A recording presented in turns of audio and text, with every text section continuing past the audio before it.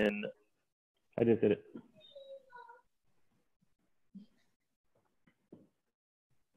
All right, welcome everybody. We are going to find Rabbi Shais and bring him on as a panelist. Rabbi Shais, if you're here, just send us a, there he goes. There it is. Beautiful. Let me know if you need my help. There we are, welcome. Welcome, Rabbi Shais. All right, for those hopping in, it's great to, first, thanks for joining. It would be great to hear where people are tuning in from. It certainly helps me to know that I'm not talking to a camera. So you'll see on the screen, you'll see a chat function and a Q&A function. Use the chat function for these kind of simpler questions. Like we're from San Diego, New Jersey. And then you'll see a Q&A function as the conversation is going. If you have a question, you can go into the Q&A and ask that question there, and we'll be incorporating the questions as much as possible into our conversation. So I'm from Israel, it's late there. Florida, Indianapolis, St. Louis, Missouri, Miami, Florida. Welcome, Mendy. Canada, beautiful. We'll give it a couple more minutes for people to join, and then we'll hop in. Rabbi Shais, are you anxious at all? You want to know, it's funny. I was thinking about the fact that I had a lot of anxiety about this event. What was the anxiety about? We have a coach Mike to help you work through it. Oh, maybe, I don't know. I'll say something wrong. I'll make everyone's anxiety worse. But I'll tell you a story. My father is a psychologist. People ask me all the time, am I a psychologist? I say, no, I'm not. I'm a rabbi, but I'm the son of a psychologist. So my father, when he was getting his degree, they took a personality test, the whole class, in order to learn how to give the personality test, so they all had to take it. So there was one lady in the class who she was saying to the rest of the students, before the professor walked in, she said, I was so nervous about the results of my personality test over the weekend that I almost drove my car into a tree. And at that moment, the professor walks in, he says, you don't need to take a personality test. That's your personality test. Right, that tells you everything you need to know. I was speaking to a friend today about the Enneagram. You know the Enneagram? It's like 9 different personality types. And he was saying that every time he types it, they call it typing. Every time he types it, it's different. He's gotten 3 different types. I said, maybe that's the personality. Right? There's a few. Right. Hey, that's it. I don't know what it means. I don't know enough about the Enneagram. All right, so let me share a little bit about the gentlemen on the panel, who they are to me, and specifically as it relates to anxiety. I'll start with Mike because, a few years ago, I think I've had anxiety for a very, very long time, but I didn't know I had anxiety because it was kind of my normal, the baseline. And it wasn't until I got into recovery for addiction that I started working through things. And I found moments of peace, moments where my mind wasn't racing, or my mind wasn't thinking about things. I know when a number of years ago, I had a break-in at work. And for people who think property damage is just property damage, I tell you, for this man, property damage is not just property damage. It made me nuts. It completely made me crazy. And I just obsessed. I was constantly anxious wherever I was, whether I was playing sports, in the gym, or everything else that a break-in was happening. And the first thing I did in the morning, the first thing I looked at was my phone to see if there was a call from the alarm company or anything else, multiple times during the night. Then I'd wake up and I say, I just got to drive there, make sure it's okay. When Uber came out, I would send Ubers to my office, sometimes 2-3 times a night, just to make sure everything was okay. Because if you send the cops too often, they stop responding. So that was my baseline. I got into recovery, started feeling a little bit better. And then I went through a period which I didn't quite understand. I thought it meant improvement in recovery, where I was slightly relapsing every 3 to 4 weeks. They call it relapsing, I was slipping. And I was okay, I'm on this path where I'm definitely not doing what I used to. I cut out the worst of the behaviors. And every 3 to 4 weeks, I would slip into a little behavior. And then I'd go to a couple of meetings, I'd call someone, and I'd feel better. And this was up until I got engaged.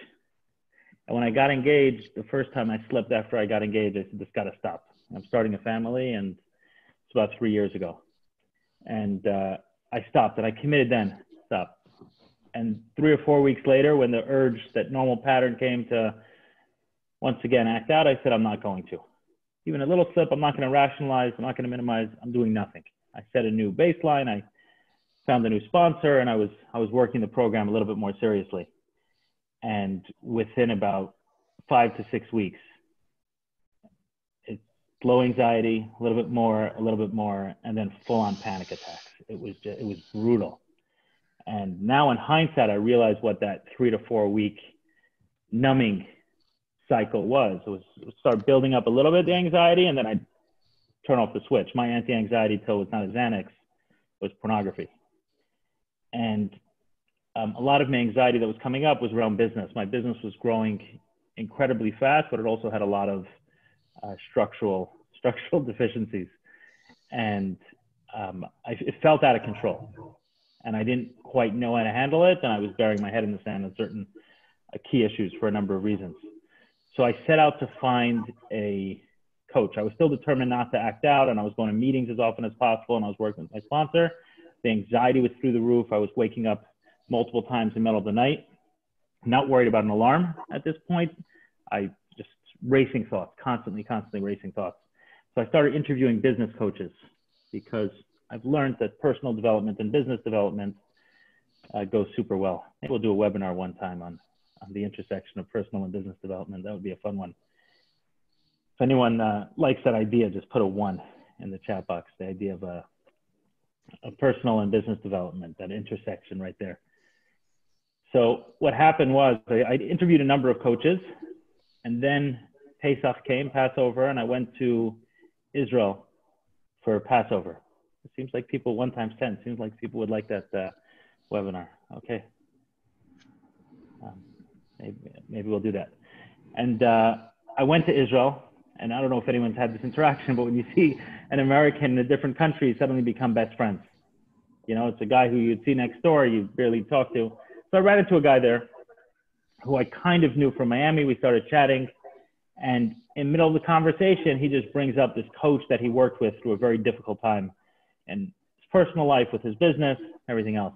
And I knew right then, I said, just give me the guy's number. I knew right then I was going to hire him, because a lot of the business coaches I spoke to, when I sat down with them, they wanted like mountains and mountains of data about the business and the org charts and everything else. I'm like, I have enough work all right, I don't need more work to, tell me about all your processes and your systems, and just write. And when this guy told me that he was, he had struggled a major tragedy in his family, and he spoke about how he still had to manage his couple hundred employees through that tragedy. And I don't want to be too specific, so I don't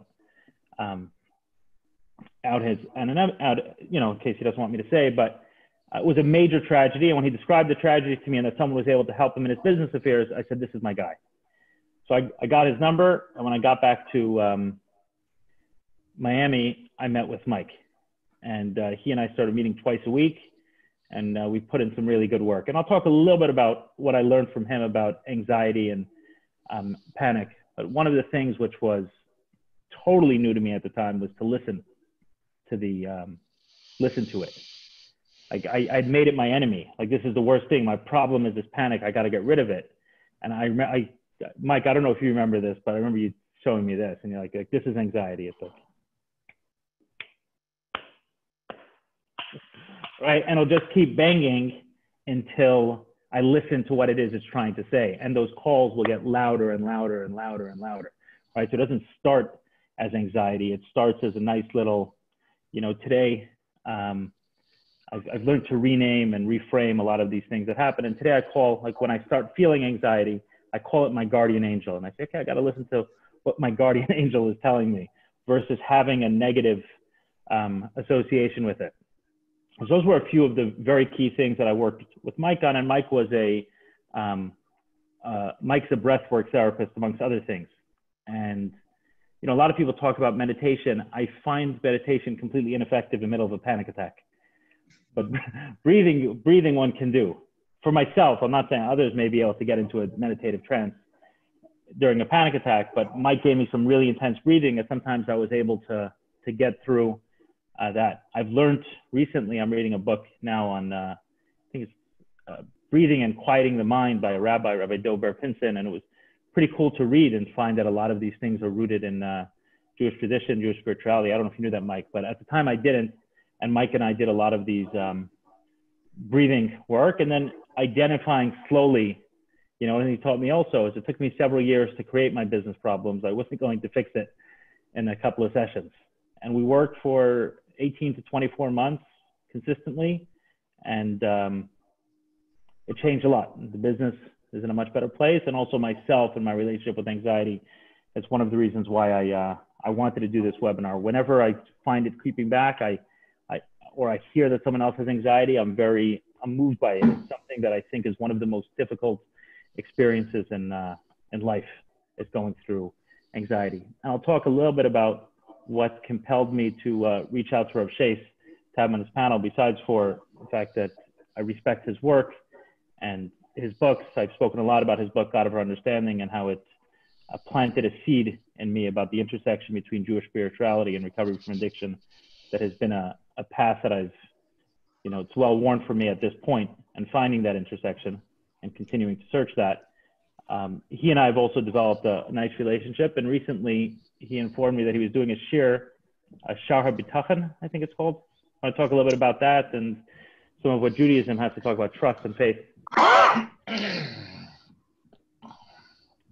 You want to talk a little about that share in that series and that book? I don't want to mix anything up with the class you're doing, but I heard a few of those classes you were doing. It was an in the text class, which is not something I see a lot of.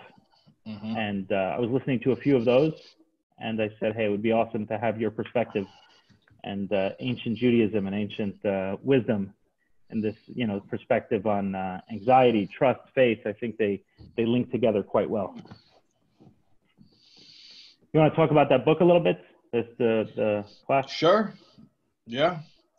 So this is a text that's 1,000 years old, and it's timeless. It could have been written today. It's called Shar HaBitachon, the Gate of Trust.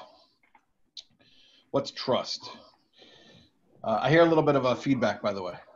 Not sure where it's coming from. It could be while you're talking. I can certainly mute, but it'll only be one. Mm-hmm. So there's something called faith, and there's something called trust. And there's actually a metaphor from another rabbi, not from the author of The Gate of Trust, but another rabbi from many, many centuries ago. He says that faith and trust are like trees and fruit. Not every tree has fruit, but every fruit that you see grew from a tree. So not everyone who has faith has trust in God, but anyone who has trust in God has faith. What does that mean? Faith can be very abstract. Yeah, I believe in God, but what does it have to do with my life? What does it have to do with when I'm feeling anxiety? What does it have to do when I have to make choices? When I have to, when I have to make decisions? Nothing, it's just an abstract idea. It's dogma. That's faith. Trust is where I can actually lean on that relationship in my day-to-day life. And that's what the book's all about. It's about really taking that abstract notion of belief that's, maybe very, very spiritual and therefore very ethereal, and internalizing it, integrating it so it becomes visceral. We feel it in our gut. Make it real trust. I guess like the third step, made a decision to turn our will and our life over to the care of God as we understand God. That it's not just an abstract concept of God. Well, step two is came to believe. That's a great juxtaposition. Step two is came to believe. Came to believe is, do you believe it's possible? Yeah, I believe in theory it's possible. Step three is, now put your money where your mouth is. Can you give it over? Right. Give it over. Mike, when I approached you, I remember the first time we met in Surfside in a hotel there. So did you notice how much angst I was in? around that? And is that common for people you work with? You're mute. Yeah, I did. I noticed when you walked in with your shoulders up and your body language was very stiff. And in the beginning, you seemed a little bit tight, but not to the degree where I thought you were actually suffering from anxiety. I mean, you're a big guy and you're in shape, and so it's not like I automatically looked at you and said, he has anxiety. And I think that's one of the things. Like, a lot of people are suffering from anxiety, and the world thinks that they're living normally, but inside there's a war taking place. So no, I could not tell to the degree of which you're experiencing anxiety, but having done some pre-work before we met, assessments and things like that, I kind of remember you had written that in one of your assessments. Did you, the way I described what you taught me about anxiety, to listen to it and to befriend it and to recognize it as something that gets louder and louder until it's listened to, is that accurate? Do you have more to say about anxiety? How would you define anxiety? Maybe last question. Well, I'll take a step back first. First, it's really cool to be doing this with you and Rabbi Taub for a couple reasons.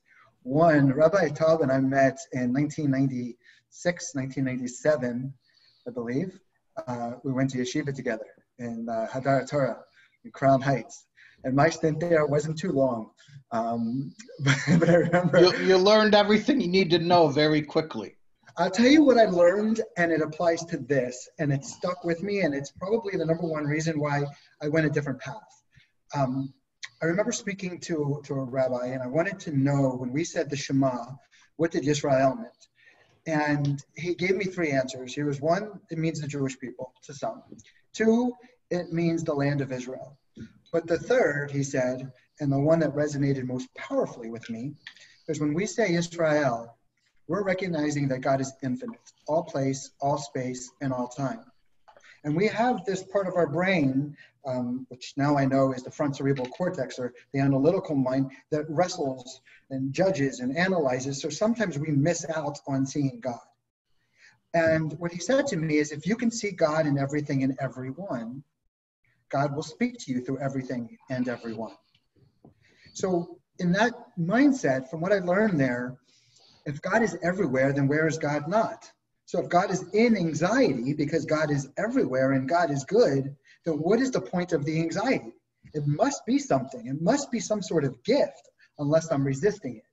And having gone through years and years of anxiety myself, driving in the car, like wishing and hoping that when I go into this room, that it just doesn't start hitting me and taking over, having had that type of experience, and resisted it for so long and being plagued by it because of my resisting it, I wanted to give that methodology, that philosophy, a chance.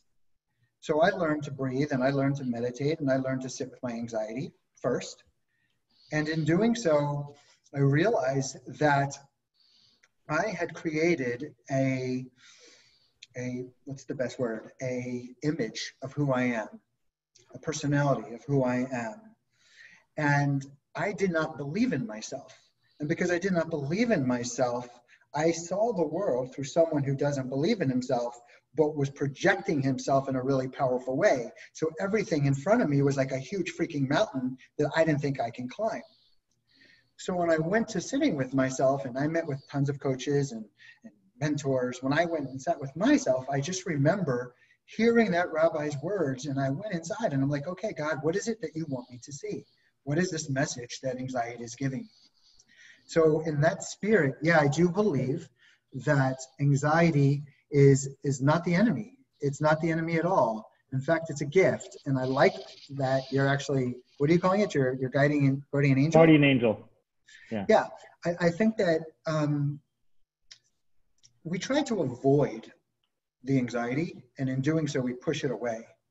And we push it away, it's kind of like pushing a beach ball underneath the water. At some point, it's going to come up and hit us in the face. At some point, the anxiety is going to hit us in the face. So the theory is that anxiety and fear are not things that we want to avoid. They're not the enemy. And seeing them creates this internal battle. And that internal battle is the anxiety. So if I were to say in short, anxiety is a messenger. It's not the enemy. And a messenger is there to give you a message. So many people are trying to push the messenger away as opposed to listen to it.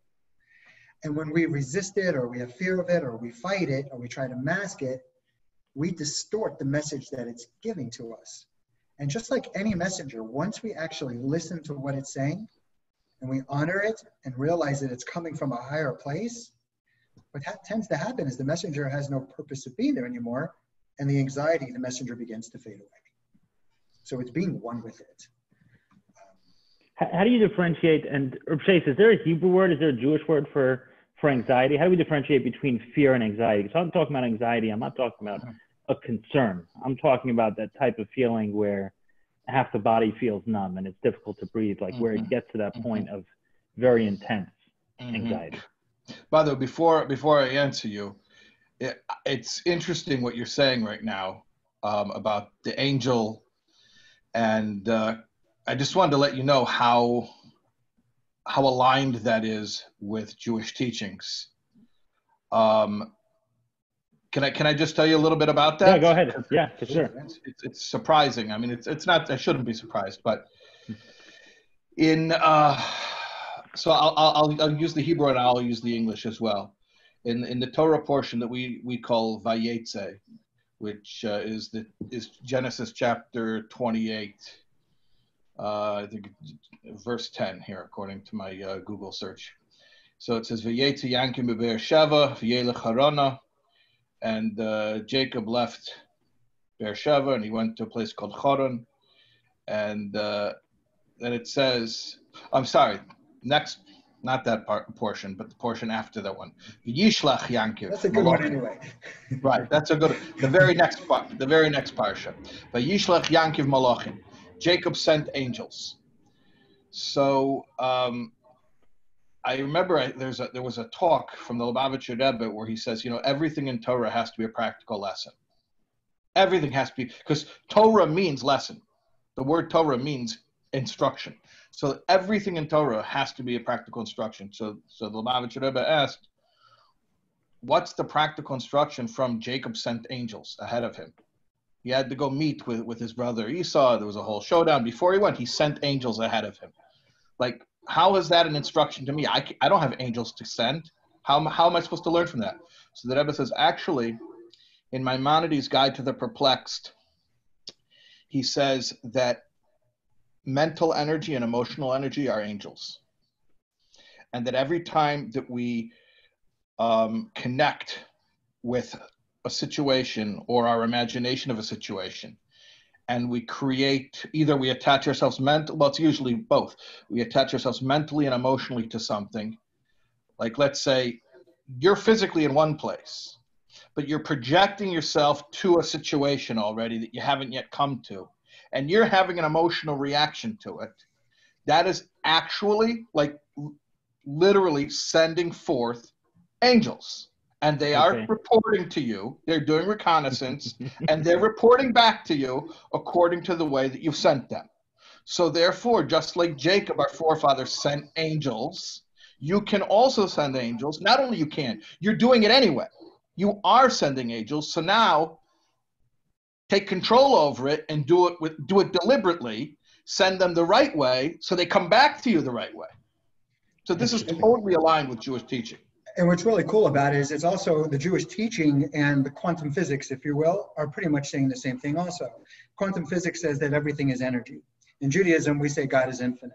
But if everything is energy and we're also made of energy, essentially there's different vibratory states that we can be in. One vibratory state we can be in is the state of certainty. Another one, which is a very high, powerful place to be. And another one is a state of doubt and judgment. Whatever energy we're in is what we're creating in our world. They call that the law of attraction, right? If you look at an atom has a left wing, a right wing, and a center column. The angels, I believe, Kabbalistically are said to have a left wing, a right wing, and a center column also. So essentially what I'm learning is that for thousands and thousands of years, Judaism has been saying that the quality of our thoughts are attracting things into our life. We're actually putting angels to work. And the quantum physics is actually saying the same exact thing. And so when we're having anxiety, if we're doubting or we're in a place of judgment, what we're doing is we're actually missing the mark on our ability to learn and receive something extremely powerful that's going to move us forward in the most beautiful way. But I want to say something before I go further on that. A lot of what we'll talk about, I believe, tonight is going to be theory and maybe some application. But having been through anxiety for many years myself and coached hundreds and hundreds, if not even more people through anxiety, I want to make sure that I acknowledge and honor those who are feeling anxiety or depression or any emotional pain, because I know that it's hard. It's really hard. It's debilitating. It's isolating. It's crippling. And it's really freaking scary. So hearing like all these like esoteric and even scientific, formulas to help with it can be extremely scary. And at some point we may be just like, it's just too much.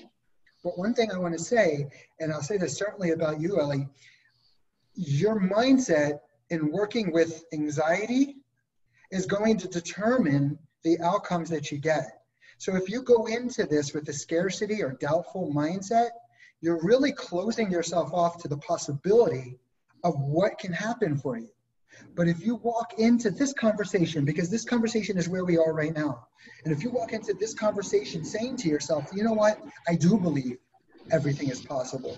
And I do believe, and I've been learning about Emunah and Bituchon and faith, and like I feel really cool being able to say those words, because I think it's really important. Because if you go in there with that trust and that faith, what happens is there's a part of the brain, the frontocerebral cortex, that we push offline. And then we begin to open ourselves up to the possibility. Science is calling this flow state. And I'm going to talk definitely a lot more about that, because like that is my forte these days, like accessing flow state.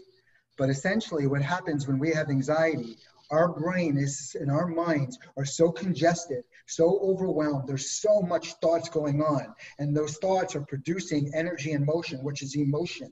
And with those thoughts and fear-based worry thoughts, that emotion is producing cortisol and adrenaline. So essentially what we're doing is we're having all of this worry, we're shrinking up, we're tightening up like this. It's causing our breathing to become short and shallow, which means we're holding in lots of toxins. And essentially we're starting to feel bad.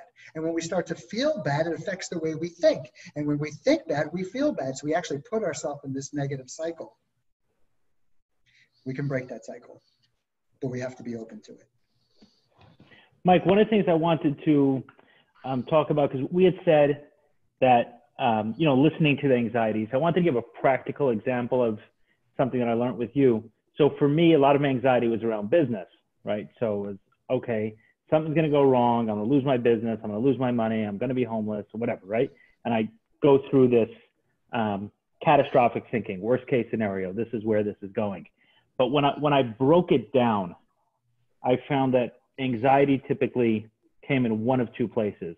Either it was an unprocessed trauma that was coming back, and now I look at that as, okay, this is a trauma that I need to go and process. So for example, I gave earlier the example of being broken into. I hadn't processed that completely, and eventually I got to the point where I said about it, and not just said it because saying is not enough. Like that state, I think in Chassidus they call it state of das, right? Like to get to that place of a little bit of a higher consciousness. So, and then it gets to a place where it's integrated. It's not just a belief.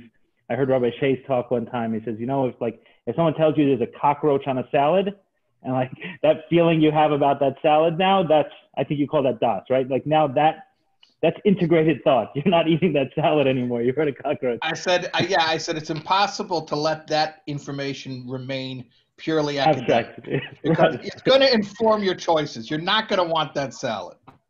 Right. So one of the ways I got through the break-in was I was an unprocessed trauma, was realize, hey, it was letting me know that I need to protect myself better. And nothing that bad happened. Like they had broken in and stole mostly boxes, honestly, free boxes that UPS gives to our company. So when I was able to get past this idea of, hey, people are after me at all hours of the night and I can never lay still, because that was the thought, is I'm sitting here trying to work during the day to make money and there are all these forces against me trying to destroy it.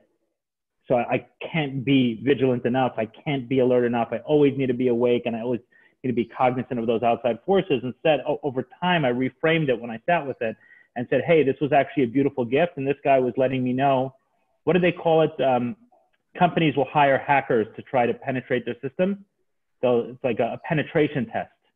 So it's ethical hackers who come in and say, hey, this is a vulnerability test, they call it. And he said, okay, here, we've just delivered a vulnerability test on a platter for you. And I was like, hey, this was a pretty inexpensive vulnerability test for me. And that was, but truly believing that and truly get to that point. So one, I found is unprocessed trauma. And the second, and I'd be curious for Shais to hear from you on this, if there's some sort of Jewish link to it, is a component of an identity. I'm tying myself too closely to an identity. So there was an identity that I was linking so strongly to a possibility of me not having money, in the sense that I wouldn't recognize myself. I couldn't see myself in the mirror as someone who didn't have that. So I was so consumed by, I didn't have money, money had me.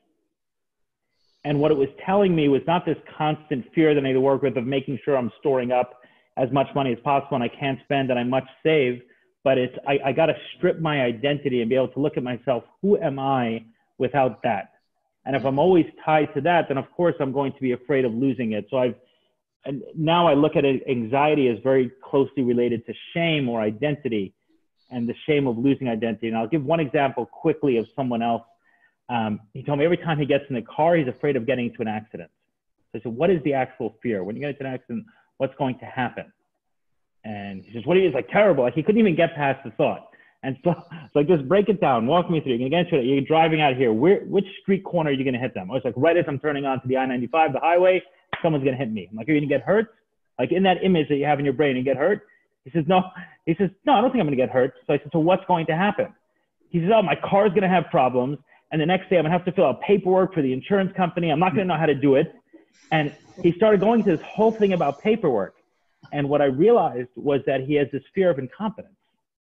And the accident is really about him getting, the anxiety is really about being in a state where he's forced to show that I know how to handle this situation, and he thinks he's going to be exposed for being incompetent. And that's more of an identity thing. But this was a very real anxiety. Every time he got into a car, that was the fear. And that's something I learned from you, Mike. Shais, anything I'm saying connects with, I'm hoping you can say like, yeah, there's a medrash. Jacob said to, you know, this guy.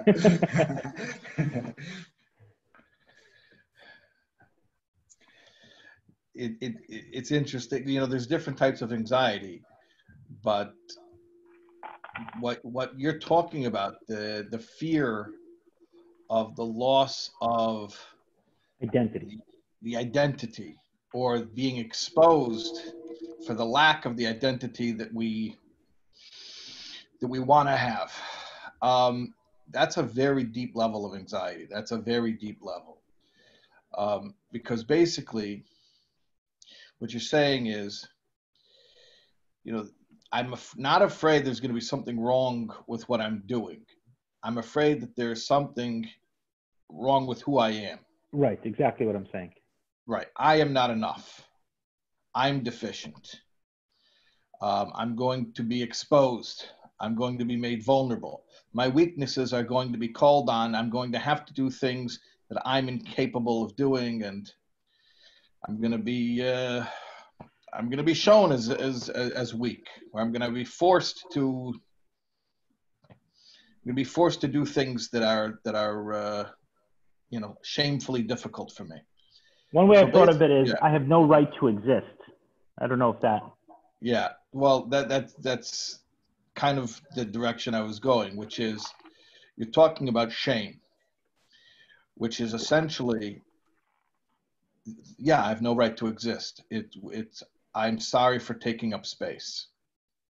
Now, if you want to go deeper, the truth is, yeah, actually, why do you take up space?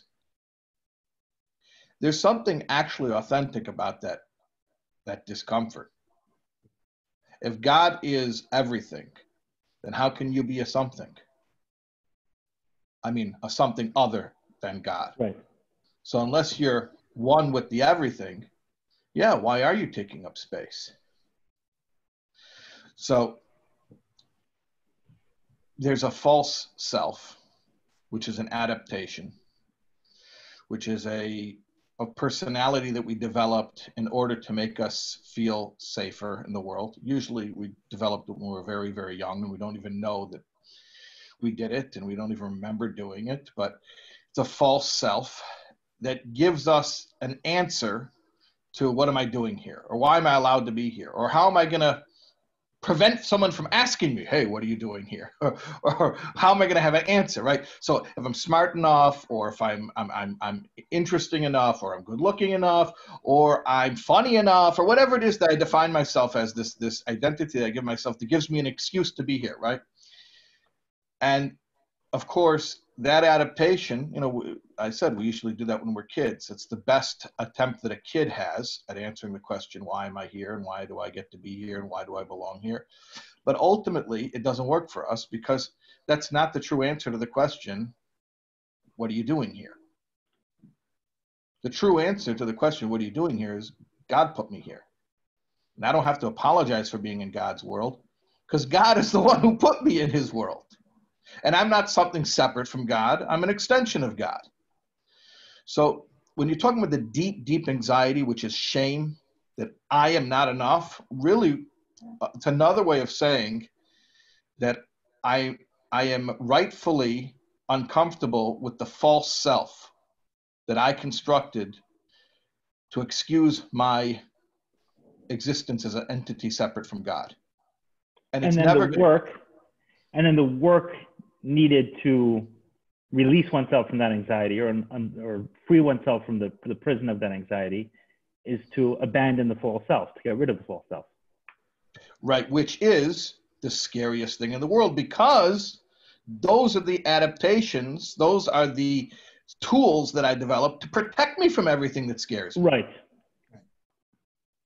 So if I decided I'm safe because I know how to make money, and that's what's going to make me safe, and that's what gives me a right to be in this world, and then let's say I don't do it, or I can't do it, or someone takes it from me. Now, I'm naked. What do I have? Nothing. Right. You've heard this line, the price of security is insecurity. Have you heard that line? No, I haven't, but that's... Right. Is it sometimes, right, that angst, the anxiety itself does something as well. And I found that is sometimes releasing it's not, the false self is not only the ability to make money, or the ability, or being competent, or being learned, or whatever it is. The false self can also be the anxiety itself, meaning an attachment to the insecurity as a motivator. That's right. Or it's feeling alive. And that false self actually produces an adrenaline rush as well. Mike, can you try without the headphones? It's a little bit hard to hear. Let's see if that works better. Yeah, and the false self actually produces an adrenaline rush along with cortisol that becomes addictive. So essentially, we become addicted to our anxiety. We really do. And in the spirit of what you were saying, Rabbi Taub, from the time we're born to the time we turn 5 in America, on average, we've been told no or don't do that over 5,000 times. So prior to that, you're free. You burp when you need to, you cry when you need to, you express yourself how you have to, and then you get cultivated into a person. And you begin to develop these belief systems based on how you're socialized. And I know for myself, I developed a belief system about myself that, a couple of them, one of them was that I'm not intelligent. So essentially the way a belief system works is it becomes your identity. Your belief system becomes your subconscious thoughts. And your subconscious thoughts are what control your conscious thoughts. And the way it works is there's billions of bits of information that are happening all the time. And out of all that information that's going on around us, we're only able to take in a very small percent of it. And what we take in is always going to support whatever it is we believe about ourselves, right? So if I don't believe I'm smart and I'm sitting here talking and you're nodding your head, I may see you nodding your head, but in my mind, I'm thinking he's only nodding his head because he feels bad for me. So I'm constantly reinforcing that belief system. And one of the cool things about science now is it's saying that our mind, our analytical mind, is living in the past and living in the future. And our past experiences are what's shaping our current reality. So our past experiences are the lenses through which we see our current reality and forecast our future. So if I have an identity that I'm not smart, and I'm seeing the world through those lenses over and over again, essentially what's happening when I'm going to look into my future, I have a lot of doubt. I have a lot of judgment. I have a lot of negative emotions. But if we go back to that point of hearing those emotions as a gift, we realize that life is not up and down. Life is up or down. Life is up and down. And when we're in that down, most of us get very doubtful, very judgmental, very scared. This is where the anxiety is. And because we become very doubtful and judgmental and scared, we start to stress about our anxiety. And in doing so, we're actually creating more anxiety. So what we want to do is we want to have certainty that when we're down here, there's a gift. It's teaching us something. Maybe we're not living in alignment with something. Maybe we're still functioning from an old identity. So the way I like to look at that is, if you would evaluate your life right now based on these three things: your confidence in yourself, what you believe the world is like. In other words, do you believe the world is a dog-eat-dog world and it's kill or be killed?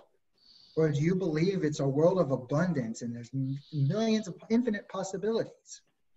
And how do you think people perceive you? Those three things, how you see yourself. Can you repeat those three things, Mike?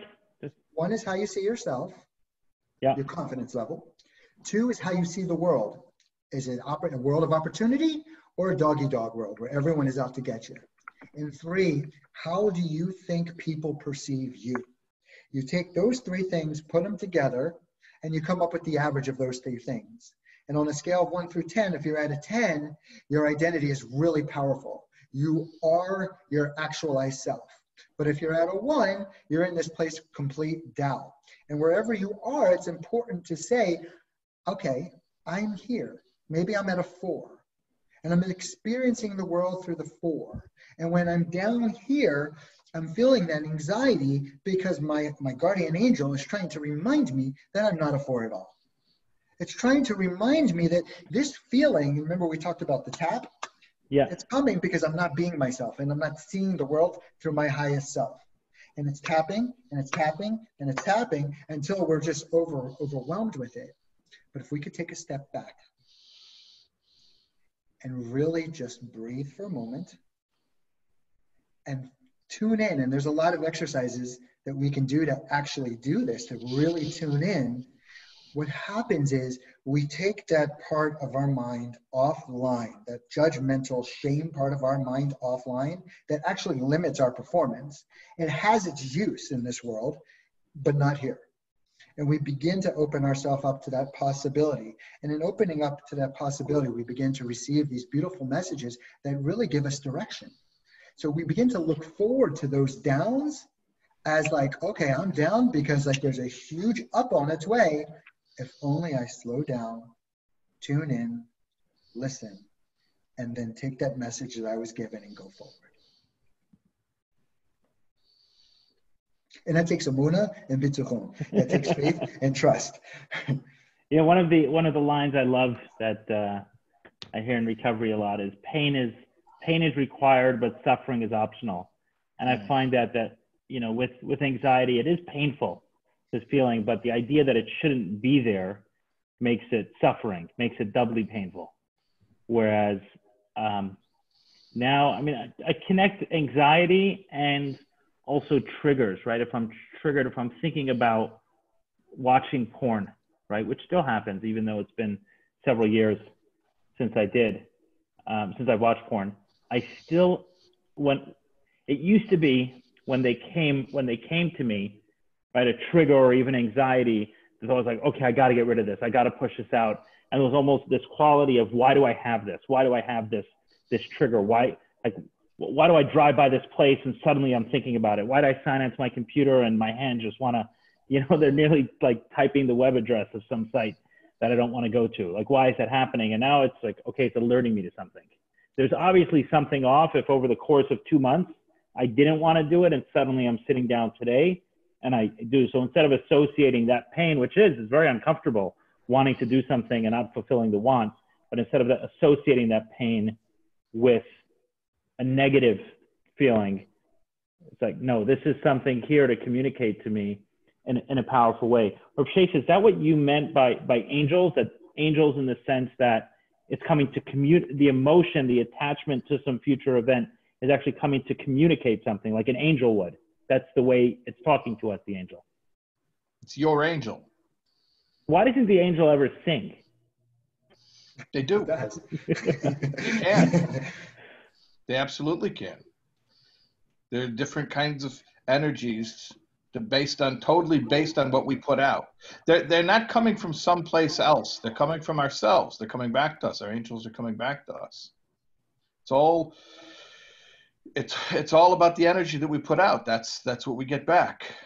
When you say they do sing, I mean, I feel like most of my lessons have come pretty hard. I mean, yeah, there's some gentle, I'm here, but it's often pain that teaches me. Sure. When you say the angels, the singing angels, maybe they come to you. Well, you've experienced situations of where you have a profound sense of well-being, yeah? Yeah, or even something that I enjoyed, right? I did something and it's like, hey, I enjoyed that afterwards. And by the way, I just want to make sure, not that it was exciting, but it was fulfilling in a sort of settling way.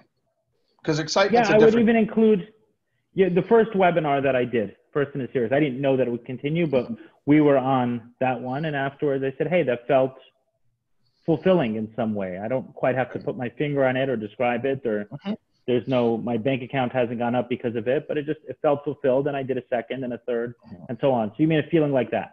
So yeah, so that feeling of fulfillment, it's not a physical object. It's an angel. It's energy. And an angel isn't some guy with a white robe and feather wings and a little halo on his head. Angel is an energy. So that was your angel. Yeah. Well, there are different angels. There's mental energy and there's emotional energy. Emotional energy is born from mental energy. So by the time we get a feeling, by the time our emotional angels are coming back to us, it's because we've been sending out mental energy already. Okay. Your thoughts create. Right. So that's true. So that was an example of a negative thought on my part, thinking that like ignoring the good feelings as angels and just considering the bad feelings angels. But all of them are. One communicating, hey, this was something that's, like Mike said, in alignment, I'm at a 10. And another that's, hey, you're not in alignment. You're thinking about going to porn or you're feeling some anxiety. Listen to this angel. Not listen in the sense of do what it's saying. Listen in the sense of it's here to communicate something that you need to know. What I remember I was saying before, like when I was telling you originally that this teaching from Lubavitcher Rebbe, the Rebbe wasn't saying you can send out angels. The Rebbe was saying you're doing it anyway. You're sending out angels anyway. Right. So the choice isn't whether to send angels or not send angels. Choice is what kind of messengers do you want to send? See, in the story, he's sending out these messengers. They're scouts. They do reconnaissance. They come back. They report back to him. So the kind of angels that report back to you are precisely the angels that you send out. Whatever kind of angels you send are the angels that are going to return to you and tell you how to feel about whatever situation you're heading toward. So we are producing angels constantly. And the question is if we are going to start doing it deliberately, mindfully, like actually sit down and stop and say, hold on a second. There's no way that I'm not going to have a feeling about this situation. There's going to be some feeling. So would I like to have some choice in what kind of feelings I'm going to end up having? But this thought, right, if I'm sending out angels and they're doing reconnaissance, right, this can be, I can imagine getting stuck in a pretty bad loop. It's an anxiety producing thought, right? So if I'm thinking, okay, something bad is going to happen tomorrow, okay? I'm going to, I don't know, lose something that's important to me. Right. And that's the thought that's going on. And then I interpret that as, here an angel is coming to me telling me they did reconnaissance, I'm going to lose it tomorrow. This my angel telling me I'm going to lose it. And then I can just spin on that thought for quite a long time. So how do I separate between, like, how do I know what the angel is actually trying to communicate? It's your view of the angel. Is your angel good? Or here's the way I like to look at it. Whatever the thought is, let's just call the thought neutral, right? So actually, let's call it fear, which I believe is neutral. So let's say you have a fear of something, right? If you obsess over that fear, you go down this downward spiral of worry, right? But if you see that fear... And worry, you're saying, is not neutral. It's negative. Right. Worry is where the anxiety comes from, right? Fear and worry are not the same. Worry is obsessing over a fear. A fear is neutral. Fear is simply indicating or pointing to what's important. So if you have a fear around money, you can obsess and worry about money and create a lot of anxiety around it. But if you look at fear as it's neutral and it's actually indicating what's important, now it's become good, you realize that having money is important. So what you do with that fear, what you do with that angel is up to you. So the way I like to look at it is you have the fear, and the first thing you want to do is you want to smile when you have the fear. Because when you smile, you're realizing that your angel's speaking to you. And physiologically, you're releasing dopamine and serotonin.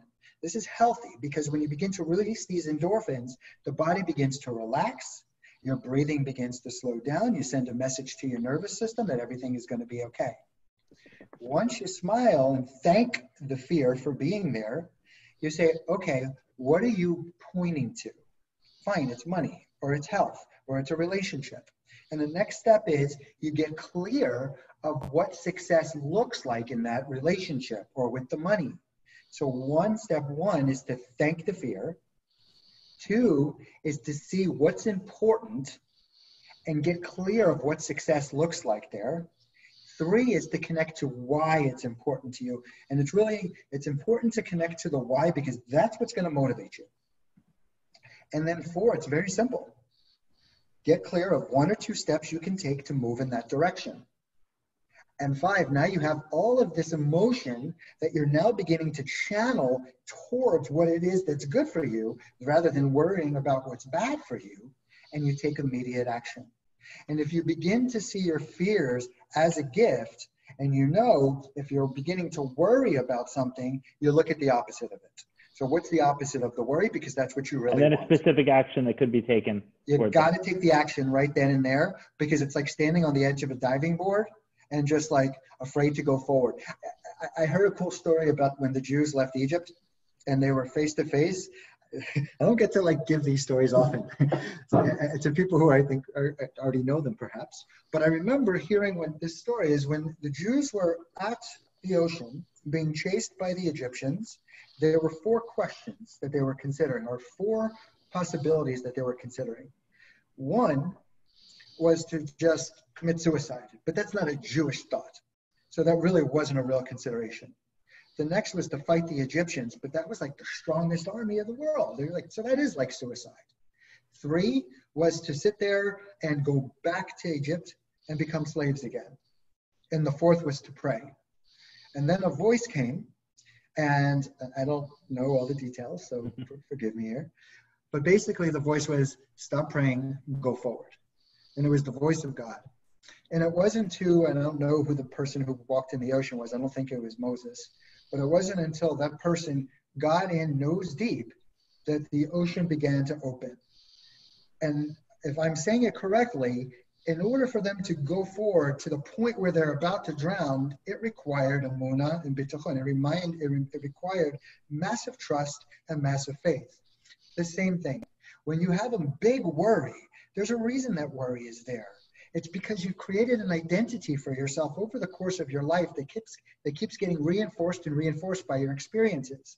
But rather than shriveling up, what we want to do is we want to get clear of what it's pointing to, what's important, why it's important, the steps you can take to get there. And then you have to learn how to tap into your most powerful identity. And that's some of the work that we did. And it's a rewiring of the subconscious. It's a rewiring. It's the be to become of it all. It's training yourself to know that you already are that person, but somewhere in your life you've forgotten how great you were. But God did not make you weak. You just started to believe that about yourself. And you must take that emunah and bitachon. You must take that faith and trust and go forward. And in doing so, your ocean opens. Your world begins to open. So this conversation wouldn't be complete without touching a little bit. I do want to get to people's questions, but just on medication, I'll tell you my own experience with it, having been in therapy in that world for about 11 or 12 years. It was recommended to me multiple times to take medication for one reason or another, whether it was for depression or anxiety or curb sexual desire, whatever else, right? That these medications, and each time it scared me like right out of my pants. And I was like, hey, what else can I do besides that? I don't know why. I think I had this association with it. Not that the medication was so terrible, just that it would be very difficult to get off of it if I went there. So I was like, okay, just give me another option other than medication. And sometimes another option meant breathing for an hour and a half with Mike, which looks a little funny, but doesn't have massive withdrawal afterwards. So cool experience. So that was mine. Obviously, I know other people who've used medication for short periods of time and it's helped them. Do either of you have any opinion on it? Because I'm sure people listening to it, that's often the common suggestion. It's like, okay, you're having anxiety, take a Xanax. I mean, I do have an opinion of it. I think when we look at anxiety, there's two components to it. There's the root or the cause of the anxiety, and then there's the symptom of the anxiety. Medication can help you with the symptom of the anxiety, but it will not help with the root, the cause of the anxiety. However, I'm not anti-anxiety or medication, because if you need the medication in order to get yourself to a position of stability, in order to begin working on the cause of the problem, it has its function, but it's not going to cure it. It's just going to allow you to be in a space of not suffering from the anxiety while you're working on it. With that said, I generally try to sway my clients away from using the medication when we're doing our work, because it also distorts their response to some of the work that we're actually doing.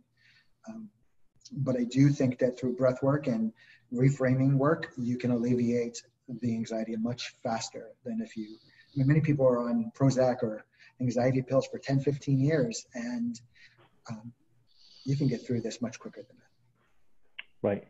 Makes me think of also with addiction, that addiction is not the, often the assumption is that addiction is the problem, right? I mean, you know, in Shais, in your book, you talk about that. Addiction is not the problem, it's the solution to something. So not, obviously anxiety might not be the solution to it, or maybe it is the solution, listening to it, but it's that same concept that oftentimes we mistake the problem for the actual problem.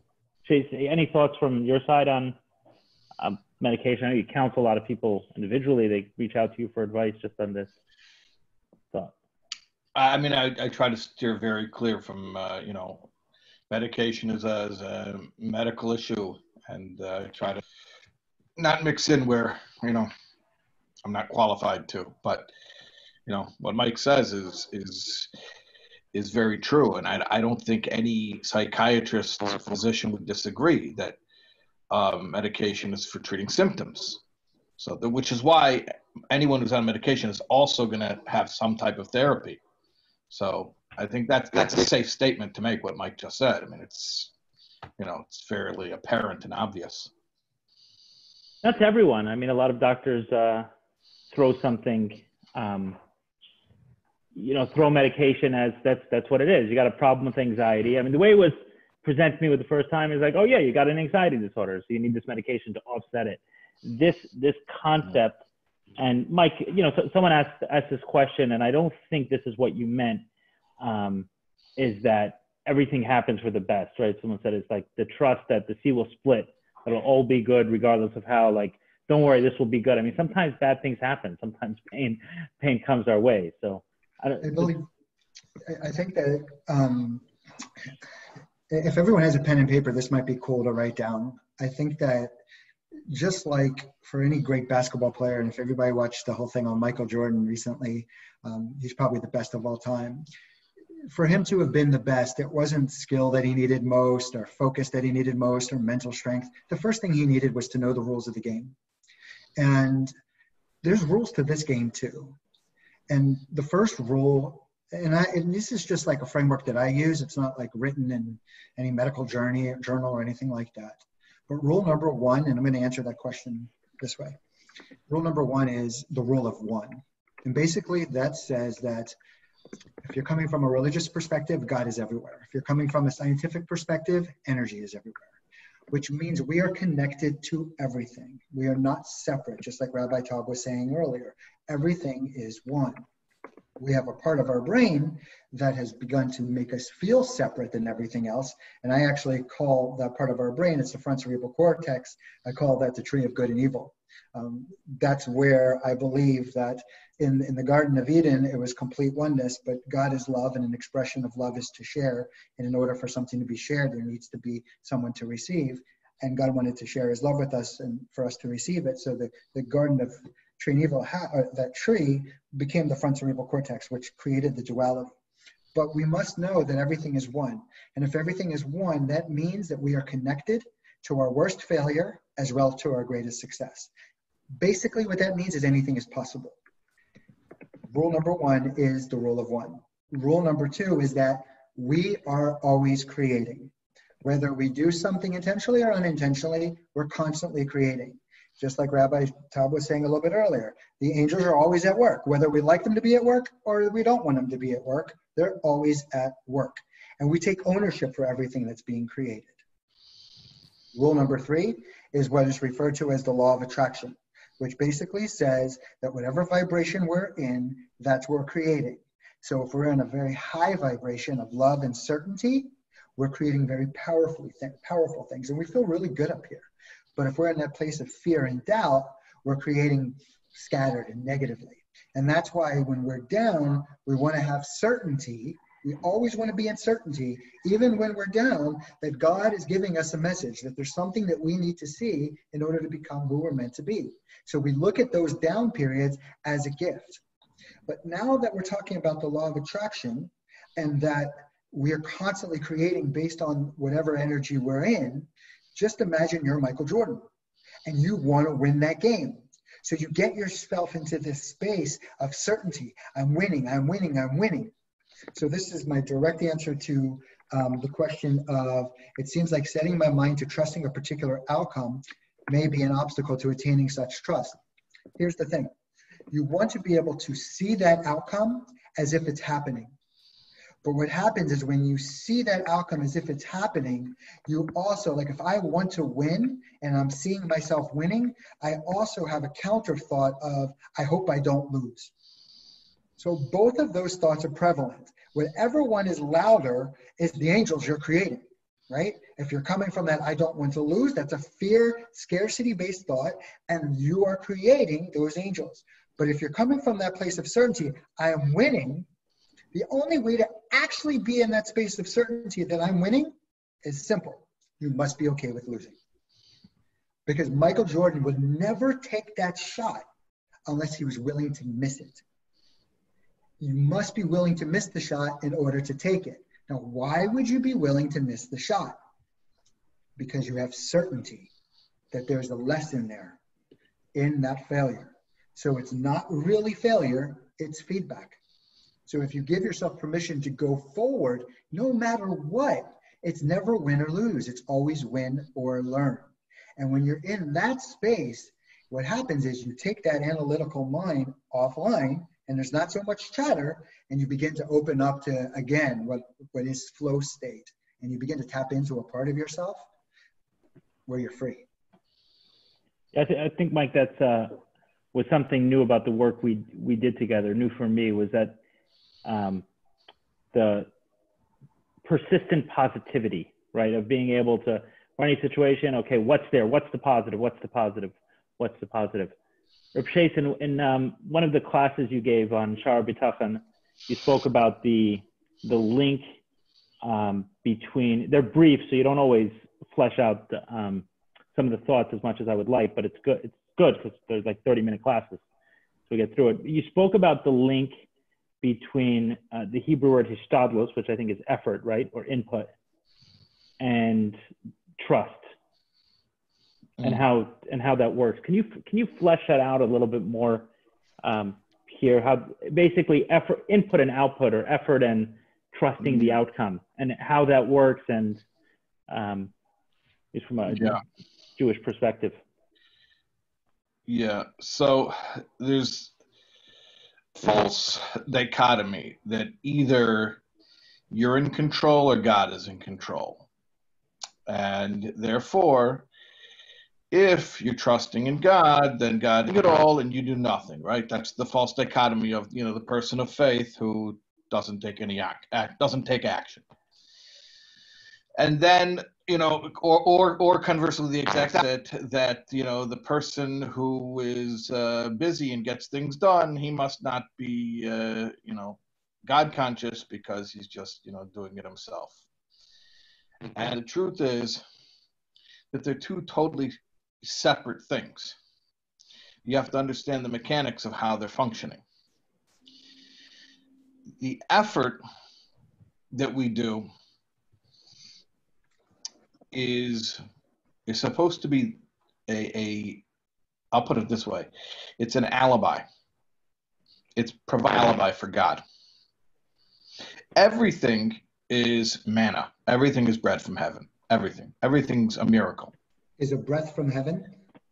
It's all bread from, bread, like the manna, bread. Bread. Okay. It's all, God is raining down blessings. It's all godly blessings. But it's not supposed to appear that way. So you have to allow God an alibi.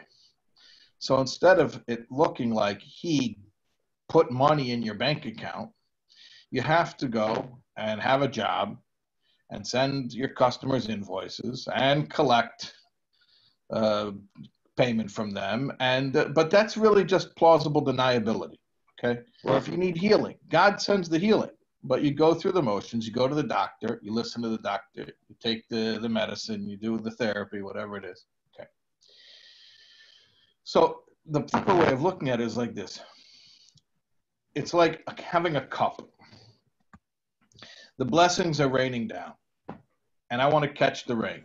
So I hold out a cup. The cup does not create rain. The cup catches the rain. My efforts are like a cup. My efforts don't create blessing in my life. My efforts are a vessel that catches the blessings when they enter my life. So they do two totally different things. It's not a contradiction at all. That's interesting. And I suppose, right, if someone's in that space of recognizing that it's two totally different things, right? So I'm focused 100% on the action and what I need to do, and then I'm not tied at all. I'm not emotionally tied to the outcome, to whether it's raining, right? If I'm, I don't know, for lack of a better word, obsessing over the cup itself, whether the rain comes or not, I feel less responsibility, less tied to it, and then there doesn't have to be as much anxiety surrounding it. And you give yourself the best chance in that space to create the best outcome, because you're not stumbling over your thoughts in that space. You allow yourself to open up. Right, because oftentimes when we go there, then we don't do. So I like that. You're saying it's not a contradiction. It's two totally different things, the cup and the rain. That's a good, that's a good analogy.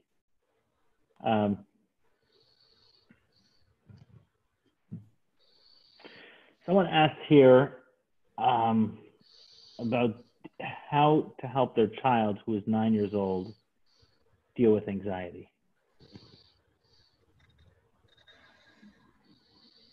I don't have a 9-year-old child. I think that your child is always teaching you how to help them. I think that The hardest thing in the world is to get out of our own thought patterns. But we must realize that our thought patterns are also based on our previous experiences, which may not be relevant to the needs of your child in this moment. So the greatest gift that we can give our children, or anyone, including ourselves, is complete presence. And I don't know if there's a answer to specifically what's going on with this particular child, but one thing we'll notice when someone has anxiety, that the type of breathing that they're doing is upper chest breathing. This is the emotional area. And essentially when we're breathing in this area, the breath is short and shallow. And we're taking in less of the good stuff and we're holding on to more of the bad stuff. And essentially we're just creating a cycle, a negative pattern that constantly gets triggered by whatever the triggers are. So one of the things that we can do with our children is we can sit and we can breathe with them. And it doesn't mean we have to sit around the table and say, okay, let's all hold hands and breathe. The cool thing about breathing is, and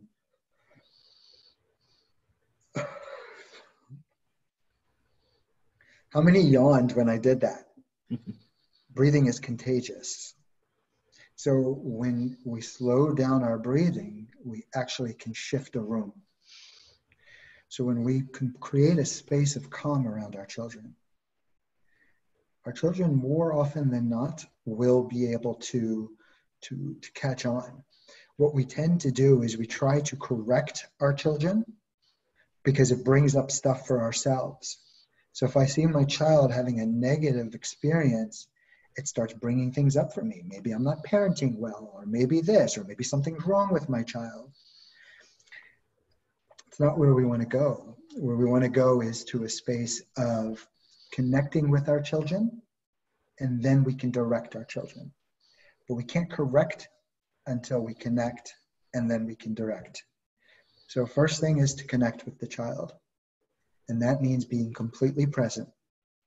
And you might want to start off by mirroring them. Instead of you breathing and trying to get them to mirror you, you mirror them, and then you bring them over to where you are. Can I share something about like morning routines and how it's relevant here? Really? So each morning I wake up, and the first thing I do when I wake up is I smile.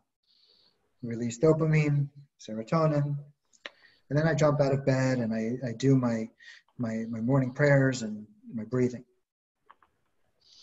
And I do an inventory of myself to see where I'm holding, where I am, what my emotional state is, what my thoughts are. Like something might have happened in my sleep that caused me to wake up a certain way. Or I might have smelled something or heard something as I was waking up that might have triggered something.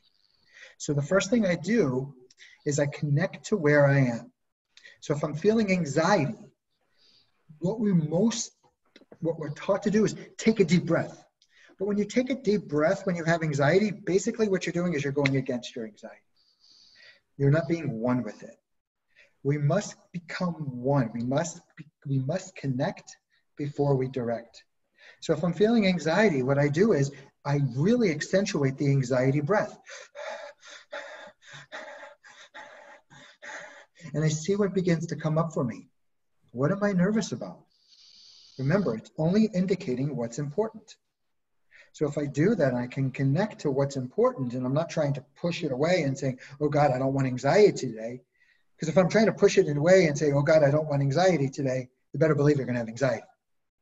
But if you allow yourself to connect with it before you direct yourself, then what you do is you take your breath from, you got clear of what you want, why you want it, steps you can take to get it, and then you begin to walk your breathing pattern over to more confidence and certainty that you're creating that. So it goes from to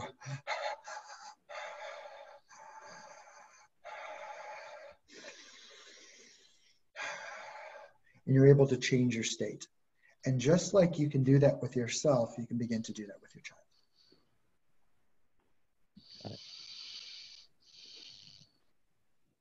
Shais, someone asked over here how a person changes their view of the world from being a dangerous, unsafe place to being a safe place. Actually, I know that feeling well, but I'd love to hear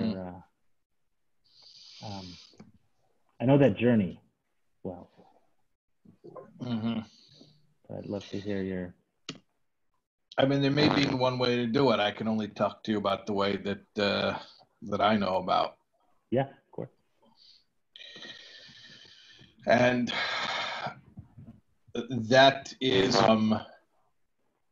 studying the metaphysical, philosophical ideas about the nature of reality that's found in Jewish mysticism, Kabbalah, Hasidic teachings. It's heady stuff, you know. It's not easy stuff.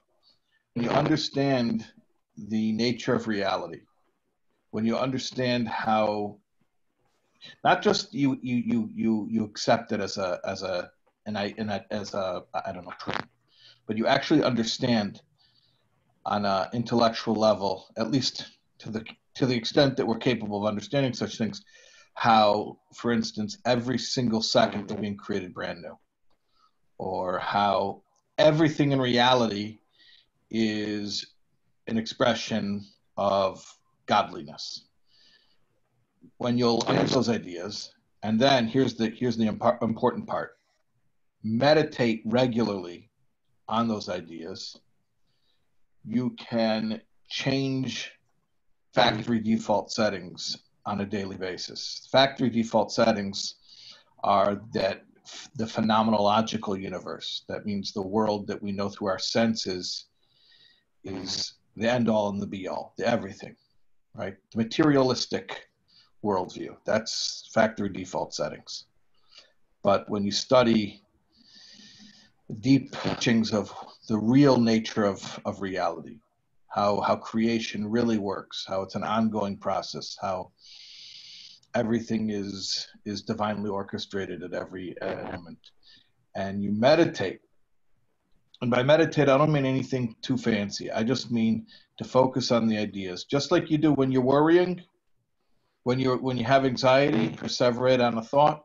Same basic concept. You're taking an idea and you're thinking about it with sufficient focus until you get an emotional reaction. Same thing here. You take it from the good books and you think about it, focus on it until you get an emotional reaction, except instead of an emotional reaction being one of anxiety, it's one of well-being. So I highly recommend that everybody have a regular session of Torah study, specifically the mystic or spiritual teachings, as well as a regular session for meditating on those ideas. Preferably, if I can push my luck here, preferably both of those things should be in the morning or as early in your day as possible, because again, the point is to supplant the factory default settings. So the earlier in the day you do it, the more of your day is going to be seen with the eyes that you want to see life with, and the more of your life will then be experienced in that way. First of all, it's cool to hear Rabbi talk about meditation. I think we need more of those things. Right. And I don't mean meditation in the sense, right? Meditation means, like the way you say it, is to actually think and meditate on an idea, like to sit there with one idea versus I enjoyed the one meditation you put out there, right, Taub? I don't know if you put out more, but I heard one.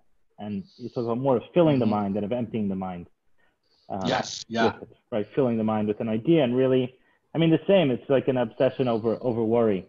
What came to me when while you were talking and reading that question is this workbook I worked on by Patrick Carnes. Patrick Carnes is the father of sex addiction, quote unquote. He is I think the first person who spoke out and said, hey, someone can be addicted to this process, the process of sex, whether it's pornography or whether it's other sexual behaviors.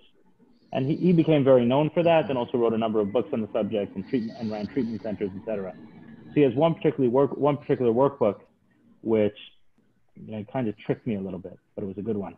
So he gives you about, I think it was 24 adjectives, and he says, choose the 6 that describe your parents, and the ones that are most in line with, I don't know, the way they brought you up, what you believed, whether they were present and loving, whether they were punishing, whether they were aloof and distant, whatever, just 24 different adjectives, choose six. You choose six. About 20 or 30 pages later, it doesn't let you know, but he asks you a different question, this time about God, and he says, choose 6 of 24 adjectives. And he may have put more, made it a little confusing, and he said, go back and compare the two. And they were spot on for me. It was my idea of God was pretty much what I was taught. And prior to that exercise, I had this aversion to the word God, to the word religion. Do I believe in God? Do I not believe in God? I didn't even want to give that subject thought. And after that exercise, I was like, I have no choice but to give the subject thought, because I'm living with a certain belief about it anyway, right? Whether I believe it's a non-existent God, that's my belief, that there's no referee to this game. There's no rules to this game. Or I believe that there's a punishing God, or I believe there's a loving and caring God. Like, there's a game being played, and I have these set of beliefs, and I'm not even willing to inspect it and look at it and see what I truly believe. And what if anyone's asking questions on YouTube, I don't know what to say. I don't have access to that. So I just recommend that they put it on, join the Zoom, and we got space. We got space for you here. Join the Zoom here and ask the questions. I'm not seeing it on YouTube, unfortunately, unless Ryan or someone else has a way to put some of those questions here. But in any case, that was a transformative moment for me that propelled me back into some of that work and said, what do I truly believe about the world? And realizing that a lot of those things were also implanted in me. They weren't ideas that I came to. They were the way my parents parented. And there were some, I basically, like, it was a hybrid of beliefs. It was like a mishmash that somewhat existent, but doesn't really care about the small issues. Only the big issues. How do we know when something is big or small? Right? You know, what's the trigger that something goes from a big issue that God cares about to a small issue that he doesn't care about? It was a mishmash, but that forced me to inspect it. And upon inspection, I've found more and more what I've worked to is to find the meaning. And I don't know if this is true, or Shais, you can tell me if I'm implanting my own ideas on the Rebbe or Chassidus or anything else, but on Hasidic philosophy. But one of my ideas of light, right? It says that our job as people is to create light in this world. So to me, light, what is light? Is clarity, and darkness is confusion. So if I have a question of why this happened to me, and why is this bad, and why am I in this space, then that's darkness, that's confusion. And then my job is to bring light to that. So my contention is that whatever anyone believes about it, they will prove out in their life. Right? Whatever anyone believes about what happens to us. So for example, I'll take the most obvious for me, was child sex abuse. And I was determined to find the meaning and the experience in that. And one of the first letters I wrote where I publicly spoke about my story, I said that if I was given the choice, I would choose to be molested all over again. And my mom reacted pretty harshly to this. Like, what do you mean you would choose to be molested all over again? Right? That triggered, I guess, her own anxiety about being maybe a bad mother or something. Maybe I'll do a session one day on anxiety, and I'll invite her to it, and we can talk about we can talk about that. But regardless, I always bring my mom into these webinars. In any case, my point is about if I believed that it was random, that I was abused, and I never tried to infuse meaning into it, I think my life would have ended with, and someone from the outside would have looked at it with the same confusion. Why did this guy have to be abused? And I feel like my purpose is not only for myself, to find my own light and clarity and meaning in it, that I can see it and say, okay, this is the reason why it happened. And there's not only one reason why, but it's clear to me. I don't have this burden that I carry of why did this happen to me. And I think that if other people looking at my life, I don't think that they'll ask the question, oh, why did God have him? If there's a God in the world, why did he choose to have him abused? I think he appointed a good person for this. For this. I mean, you know, someone can disagree, but I think that, you know, I was chosen to bring light and clarity into this specific subject. And then if I believe that and I do it, then suddenly the world stops being, and going back to that answer, stops being a negative place. So to sum up my answer in short is that I wasn't born believing that the world's the bad place. It's a belief that was implanted into me by either something that happened to me or parents which weren't perfect. Sneak peek, no parents are perfect. So I've had this belief implanted in me, and then I can go back and find those things that are created this belief inside me that the world is a dangerous place, reframe those, find the positivity, draw it out, eliminate the darkness, infuse it with light, infuse it with clarity, infuse it with meaning. And now I've removed the thing that's there. So it's a nothing. The idea that the world is a dangerous place is not a belief. It's the absence of a belief. It's the absence of the truth. So I have to go back to those things, remove them, find the meaning, and then by itself, the light is there, and it feels like a trusting and beautiful world once again. That's all I got. That's good stuff. Mike, did you want to give some? Just a quick answer on that. Again, the mind there's something called neuroplasticity, which basically says that the mind is malleable and it's constantly growing in the direction we feed the thoughts. So we have these neurotransmitters, right, that are constantly being triggered. So neurons that fire together, wire together. And what that means is if you see the world a certain way, you're going to constantly believe what you see. So you're always going to be looking to substantiate that belief system. So how do you get to a space where you see the world as a safe space?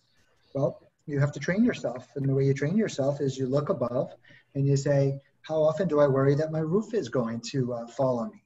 I don't. So you start counting that. How often do I worry that the electricity is going to shock me? When I drive down the street, am I worried that I'm going to go and the bridge is going to collapse? We tend to keep score of the things we worry about, but we don't keep score of the things that are safe. And really, God and the universe are conspiring on our behalf. It's just that because we're in such a space of worry based on the belief systems we've created throughout our lives, we tend to only see things that support those belief systems. So you have to challenge those belief systems. And you have to actively challenge those belief systems and diligently challenge those belief systems. And before you know it, you start keeping score of the right thing and you can breathe again. You think a lot of that, Mike, is coming from focusing on an over-focus. I mean, I did that early in the webinar when I asked about the angels. I didn't realize I was doing it. How come the angels don't sing? And Rabbi Taub called me on that right away and said, it does. And it's true, it does. It does in other ways, right? The feedback, the positive emotions. So you feel it's keeping score. And what I was doing there was keeping score of the lessons that I've learned from pain and ignoring the lessons that I learned from a positive feeling. And if you were and this is just a framework, but if you were evaluating yourself on a scale of 1 through 10, 10 is your optimized self, where is that thought coming from? Is that a 10? Probably not. Where is it? And then the question is, well, how does a 10 think? How does a 10 perceive the world? And you begin to, it takes work. And I'll say this about you, Ellie, in working with you for many years, you are diligent about the work. You do the work. And I know there's a saying, if you do the work, it works, right? It works if you work it. It works if you work it. And a lot of people just create such a scarcity mindset. And if I don't believe it's going to work, I'm not going to have the energy to do the work. But if you open yourself up to it and you actually begin moving forward with that faith and trust, you'll begin to realize for yourself that you just created a belief system over time, but it wasn't a truth. It was just a belief. And you begin to realize something much different. Mike, one of my favorite things that I learned from you was rules, the rules that I have. Yeah. And the rules are the BS rules, right? The BS rules. So I'm trying to remember one, but one was I had a problem and not wanting to solve it in a certain way, right? You asked me would you ever fly up to the guy and just, confront him on the spot in front of his family? I was like, no, I would never do that. He said, well, why not? And I was like, oh, I don't know. It just shook. And I had this rule that was forcing me into a double bind, right? That I just made up. I made up this rule right out of thin air that no, if the person's not answering my phone, then I'll never address it in this way because whatever it is. So it's a BS rule that I just had in my head. I didn't even realize I had it, but forcing me to challenge some of those BS rules. Rabbi Shais, so I read your book, Ami Answers. Is that one? Yeah. I just sent volume 2 to print, by the way. Oh, nice. I'm looking forward. I very much enjoyed it. I love the way you dissect questions. You have to. Right, you do. So there's a question here. I asked the person to expand on it a little bit because I know that it sometimes helps for the answer. But I think that, there's anxieties come in so many different forms. And, I've spoken about my own, which is around achievement, around money, around, a lot of those things often. I mean, not only but predominantly in that. And for many women, I know that it comes in the form of parenting. And did you see that question that someone asked? Yeah, I did. I did, and I thought about it. Yeah, I felt it. So some thoughts there. The question itself was about the anxiety someone gets when their children don't obey them. Yeah. I'm not finding the exact words. How can a mother help herself with her own anxiety that her false identity as a great mother is challenged when kids listen or disobey? There you go. Okay, so yeah, I know your ability to answer questions is legendary. I don't want to set you up too much but I'd love to hear your take on it. Well, I know that's a big it's one. Interesting because we're talking here for 90 minutes. We said a lot of different stuff, and everybody hears something different. Everybody hears. I know that people hear what they want to hear. I have my belief is a little bit more hopeful than that. I think everybody hears what they need to hear. I agree. Or at the very least, what they're ready to hear, meaning what's useful for them to hear. So it's interesting that what this mother heard was this one that we spoke about 100 different things. And what she heard was that idea of anxiety being related to that false identity being exposed as a false identity. And she identified with that idea that resonated with her. And I don't know if it's something she was conscious of before or she became aware of it during this webinar, but she's calling her self-concept as a quote unquote great mother, not just a good mother, great mother. That's a real should to live up to, right? A great mother, not just, it's hard enough to be a mother, and then there's good mother, great mother, right? That's right. So I mean, those are some shoes to fill already. So I'm getting anxiety just reading that, great mother. So she's got this false identity as a great mother, but of course, and she probably has I'm just guessing. From the way it's written, that she didn't make that up completely from whole cloth. Like, I think she's a really, really poor mother and then identifies as a great mother. She probably she actually has a reputation, and to some extent, a well-earned reputation as a great mother. And maybe even she's someone other mothers come to for advice. That's the worst thing. By the way, what's the most shameful thing is when people come to you for advice, stuff that you're not even doing right for yourself. I got over that a long time ago, by the way. But so she's supposed to be this great mother, and that's her identity. By the way, I'm just rambling here. I'm thinking out loud. Most false identities get up at a young age. That's just I don't know any studies. I don't read any books. I mean, I learned Torah, but I'm woefully ignorant. I have no idea if this is what people say, if there's on this. Just this is what I see, that most identities are made up when we're very, very young. So and there are women. It's interesting. Not so often do you find a man who grew up as a little father. You know, he identified as a father. Very, very rarely. In fact, very often you find the guy who actually is married and has children, and he's still working and identifying as a father. But but you have women who, you know, they identified as a mom. You know, look, I'm making up a lot of stuff about this question. Maybe she had to mother her siblings. Maybe, I mean, someone who has a deep identity as a great mother. You know, this is probably someone who has a fairly established track record as being the responsible one and the, you know, the organized one. And okay, but then here's the thing. There's the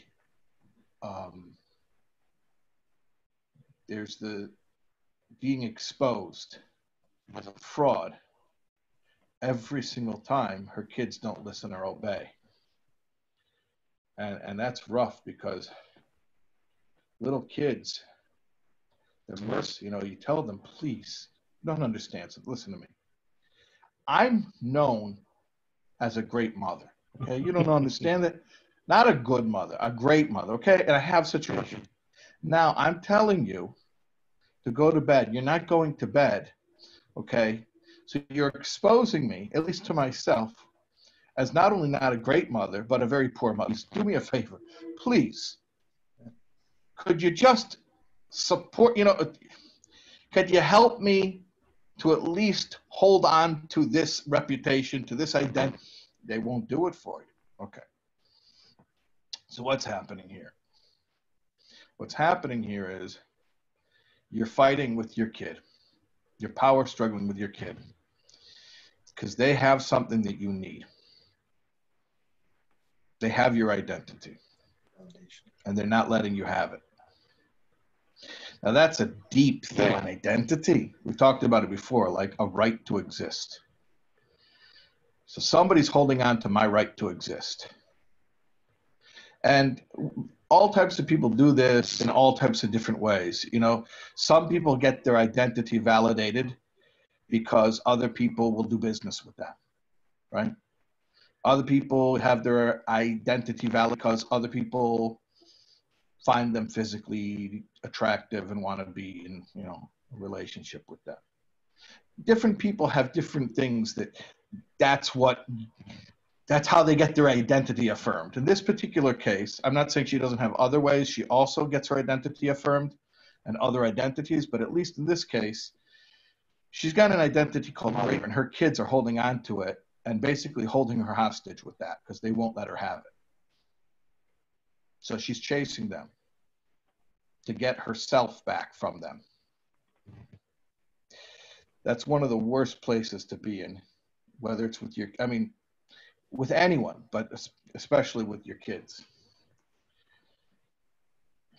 Because when somebody's holding on to my entire sense of who I am, that, you know, kind of leverage that is. It's not a fight. I will compromise all of my principles, my values, and my morals in order to get myself back from somebody. I'll let them destroy me. I mean, the term we often use for is codependent. So here is, you know, a little bit of codependence on your own children. So how do I get out of this? I mean, this is like such a terrible situation. How do I get out of it? And before I talk about getting out of it, I just want to you know, talk. I just want to highlight one more thing that makes it so insidious. Parents are meant to give to their children. There should only be one direction. The energy should only flow one way in a parent-child relationship. You should never take from your child. Security, approval, validation, that's awful. Never take from your child. Support, you know, parents who use their kids for emotional support and all that kind of stuff. This is pretty severe. This is like, hey, I have a reputation as a great mom and you're running away with it. Get the hell over here with my reputation as a great mom. You have my identity, you know, get over here, right? So that's real enmeshment, right?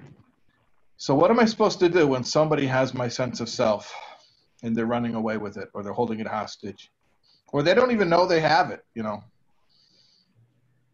and therefore I'm completely at their mercy. What should I do? And because I'm willing to do anything.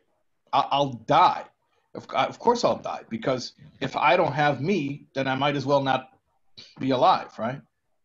So I will actually, if in the hardcore version of this game, I'll go to my grave trying to get somebody to be who I'm supposed to be. How do you get out of this? So how do you? I don't know. We should have another webinar. No. Okay. It goes back to rules. There you go. So in this case, what would be the rule? I'm a great mother if, and then the list is like 10,000 feet long, and then you look at that and say, I'll never live up to that. You have to recognize what the rules are. So one rule you're saying, huh? Or Mike, I was working out with you, and you asked me, in order to feel fit. That was what I remember. Right, yep. Right, the fitness. Like, what would I need to feel fit? And I gave something like, I don't know, bench pressing 2 times my body weight and everything. It's like, of course, not enjoying working out. Like, your rule to feel fit is 150 push-ups, benching twice your body weight, running a 5K under 6 minutes. I mean, those are right. Could it be, in order to feel fit, you work out 4 times a week? Could that be something attainable? Ellie, at least those are things that you could actually set as goals for yourself. It's the same thing. So I think this is impossible. At least you want to say, I want to bench twice my body weight. Okay, maybe it's not likely, but at least it's something that you can work toward. You don't need somebody else to give you permission for it. This is something you can never get from yourself. You're dependent upon someone else. It's outside of your control. It's outside of your control. Right. I think what Mike is saying is exactly that, right? So if the rule is that in order to feel like a great mother, I need my kids to listen to me, that's a pretty tall order. But in order to feel like a great mother, I need there to be dinner on the table, and I need to see them off to school, and I need them to survive the day, then my son turned 2 the other day. I was like, I feel like a great dad. He survived to 2. Like the first 6 months, 8 months of his life, I was checking his breathing 6 times a night. So I'm a great father just because he's alive, right? So that's a pretty good rule. That's much different than he's got to listen to me every time I talk. That's a rule. Hey, maybe it shouldn't be so easy, right? Maybe it should be. No, it should. It should actually. I went many years of my life thinking I was sick, like really, really sick. And I sat there and I learned I am only healthy when, and I had this whole list, and it was like 20 things. I'm healthy when I feel good all the time, when I get 8 hours of sleep, when people like me, when I have a 6-pack, when I don't have coughs. It's like half of this shit was half of this stuff was outside of my control. So how often did I feel healthy? Never. So you want to make it easy. I get to feel healthy every time I take a deep breath. I get to feel healthy every time I drink a glass of water. I get to feel like a great mom every time I smile at my child. So you don't make this like some slope that you'll never feel adequate towards. Like you're comparing yourself to perfect. And what's the saying? Perfection is something. The enemy of the possible is something. Yeah. Don't make perfect the enemy of the possible. That's it. So we have to recognize what the rules are. So I'd recommend you write a list and say, I am a great mom when, and then you look at that stuff and you say, how many of these things are even within my control? I'm totally setting myself up for failure here. And then make a different list. So to plug it into that exact scenario, when I react such and such a way to my children not listening to me. In other words, they're not going to listen to you. Now, how are you going to react to it? Because that's the only thing that you have to evaluate, your reaction to it. Response.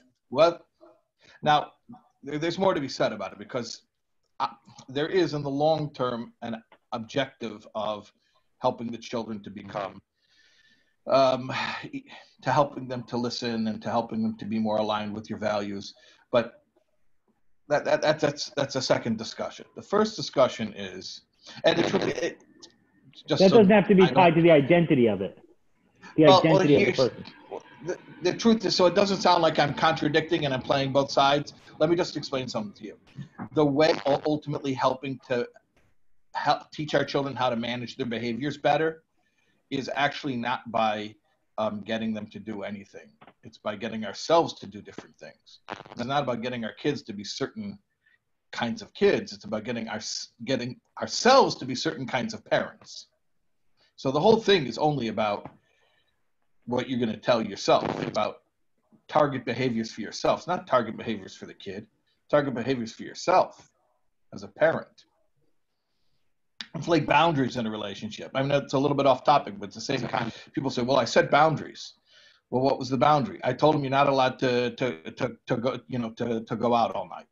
Well, that's not a boundary. A boundary is not what you tell someone else they can or cannot do. A boundary is based on yourself, what you're going to do.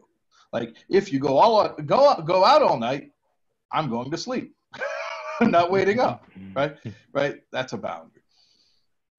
Very interesting. So I'd like to check in with those here just in one line or a line and a half, what this is doing, what's landing, and then where we can go for the last couple of minutes on this. So for those to use the chat function rather than the Q&A, and just one line, what is this doing? Is there anything that what is this doing for you? Is this landing? Is this meaningful in any way? Is the conversation sailing over people's heads? Am I only I benefiting from it? And someone's asking, can we do a breathing exercise? So if I can interpret that question, if I can get a few more from those listening, would be helpful. But if not, that's okay. I consider myself a great panelist without it anyway. So for me, the current events have been creating tremendous anxiety, and it's been incredibly helpful, absolutely, the parenting concept. So before we go into that, I think what we should end with, and Shais, I don't know if you want to touch on this. I know Mike for sure will be something to give, practically when this comes up. But one of the things I enjoyed, Shais, even though you could have been totally off base about what happened with that woman, like the great, and focusing on the great and whether it was all correct. Yeah, completely off. Right, it could have been completely off, but I enjoyed it in any case, because what I've found for myself is that that's what work looks like, right? Like the personal work, when someone says, I'm working on myself, what am I doing is I'm trying to dig, I'm trying to find, and I have to name it in the simplest, easiest format possible, just to get down to the root of it. Instead of saying I'm afraid of getting sick, or I'm afraid of getting into an accident, or I'm afraid of this business deal going bad, right? I'm afraid of looking myself in the mirror and not feeling rich, and then going there. What does rich mean? What is my definition of rich? How much has to be there? And then really like fleshing it out and fleshing it out and fleshing it out and fleshing it out. And in that, to really inspect, I don't know if you've come across the work of Scott Peck, The Road Less Traveled, and he has a number of other books. He talks about continuously inspecting our maps of the world. Right, and that takes, we can't look at a map of the world like a globe. We got to look at street by street. What is this map? What is that map? Where does this intersect? What's this street name?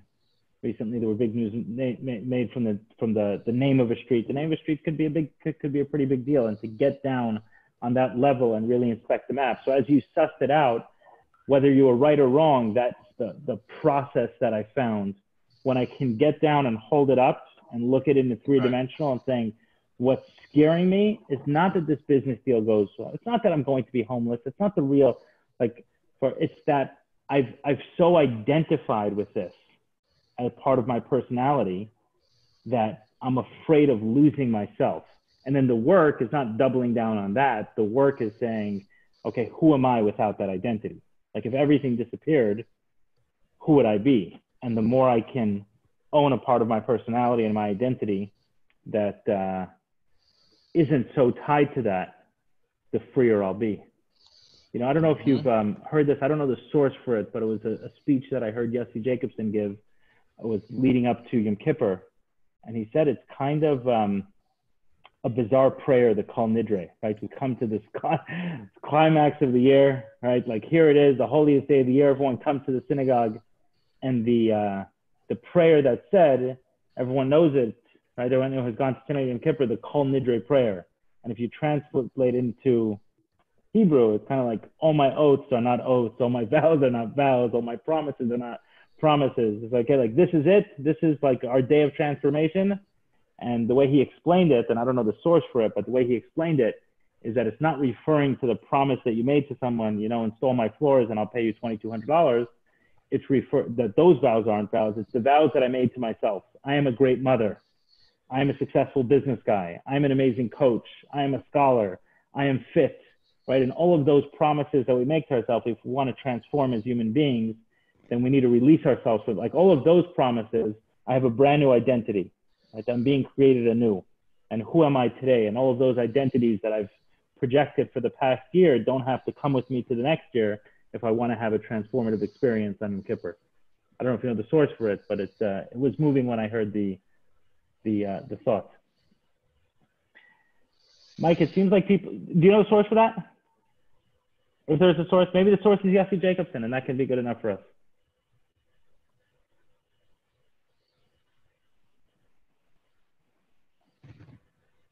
Should we leave it at that?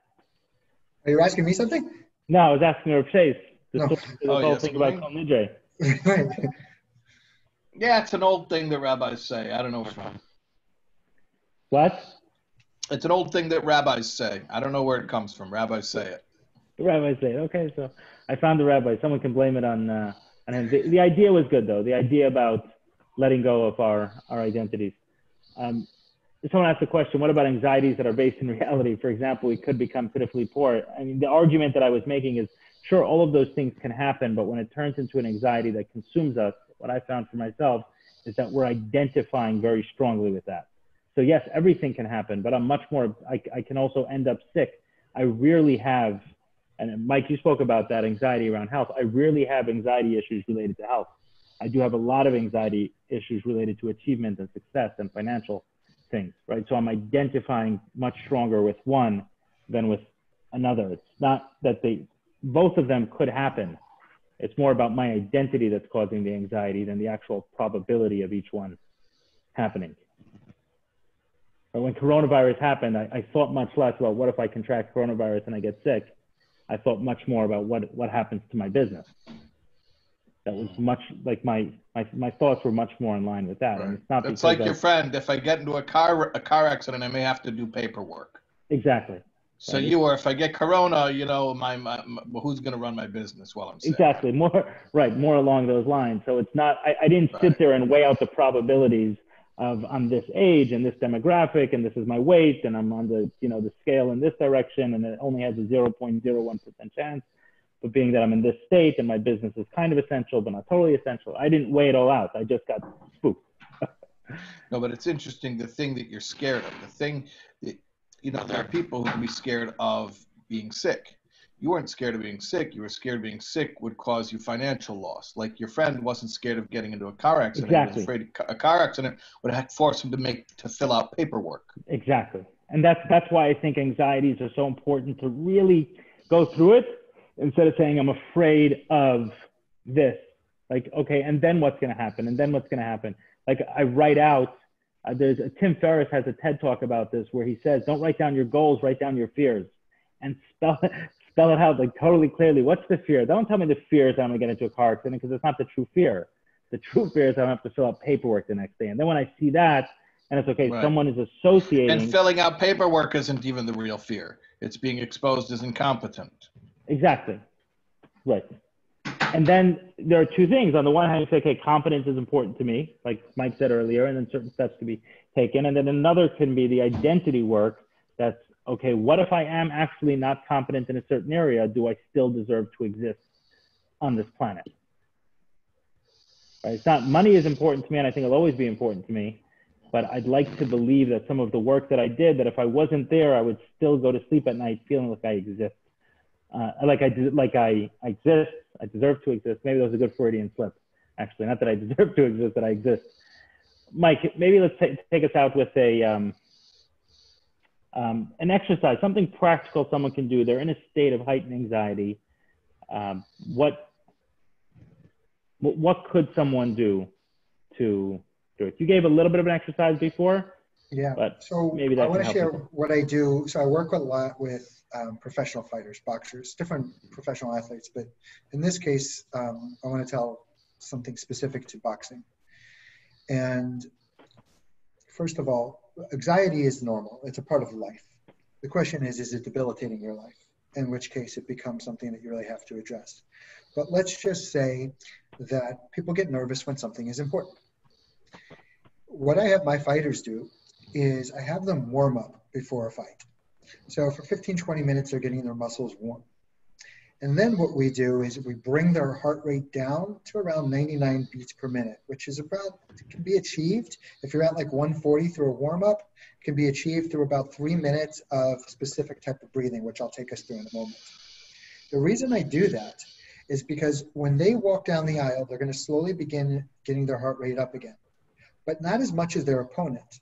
When their opponent leaves the dressing room, their heart rate's already at 145. By the time they hit the ring ready to fight, they're at like 150, 155. By the time the fourth round comes around, they're at like 160, 165. What happens when your heartbeat is that fast, and just equate this to anxiety, when your heartbeat is that fast, you're not able to take in as much oxygen. So your breathing becomes short and shallow. You're running out of breath. And when your breathing is short and shallow, your response time is not good, you're not thinking clearly, and you're suffering. So by the time my athlete hits the ring, they're at 99. By the time their opponent's at 140, we're at 115. When their opponent's at 160, we're at 125. Why am I saying this? Because it's the pre-work that you do ahead of your day that's going to determine your day. So if you have a big meeting, you can rest assured if it's important to you, your heart's going to beat fast. All of ours does. It's normal physiology. When something's important, we get excited. And by the way, you can look at anxiety or worry as the opposite emotion to anxiety or to excitement. You worry about something because it's important, or the opposite of it is important. So what we want to do, and here's the exercise, is we want to realize that there's 3 levels to the lungs. You have the upper level, center, and the bottom. When we're experiencing anxiety, our breathing is short and shallow. We're only breathing up here. So what we want to do is, we want to recognize whether or not we're breathing correctly. Most people don't even know how to breathe. So everyone take a deep breath in, and notice when you take a deep breath in, are your shoulders going up? Is your stomach coming in? If so, you're breathing wrong. The way we're intended to breathe is when we inhale, our belly should come out. Why should our belly come out? Because we're filling it up with air, like a balloon. And if you look at any baby, you'll notice when they breathe, their belly goes up when they inhale and comes down when they exhale. And throughout their lives, things happen and they become stressed and their body goes into fight or flight and it alters the breathing. And we develop these patterns. So step 1, put your hand on your belly and inhale and allow your belly to come up. It might be difficult in the beginning because you're training yourself, retraining yourself. And then what you want to do is you're inhaling, not only feel your belly come up, which should be the first step, feel your rib cage expand. So first it's the belly, then the rib cage, and then the chest. So it's almost like if you had a zipper and you were zipping up, imagine as you're zipping up, every part of your body is expanding on the inhale. So we inhale to the count of 5, feeling ourselves expanding. And then we hold the breath to the count of 3.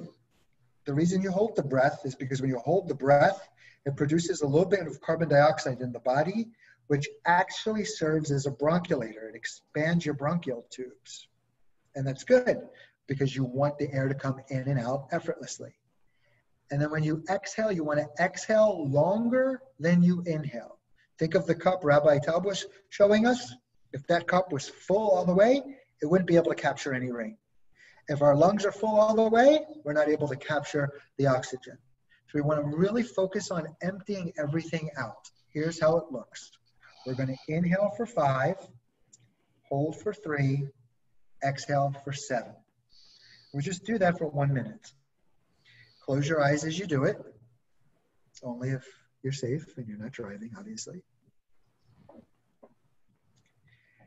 And gently, not forcefully, allow yourself to inhale and feel your belly, your rib cage, and your upper chest expanding outward, filling up with oxygen.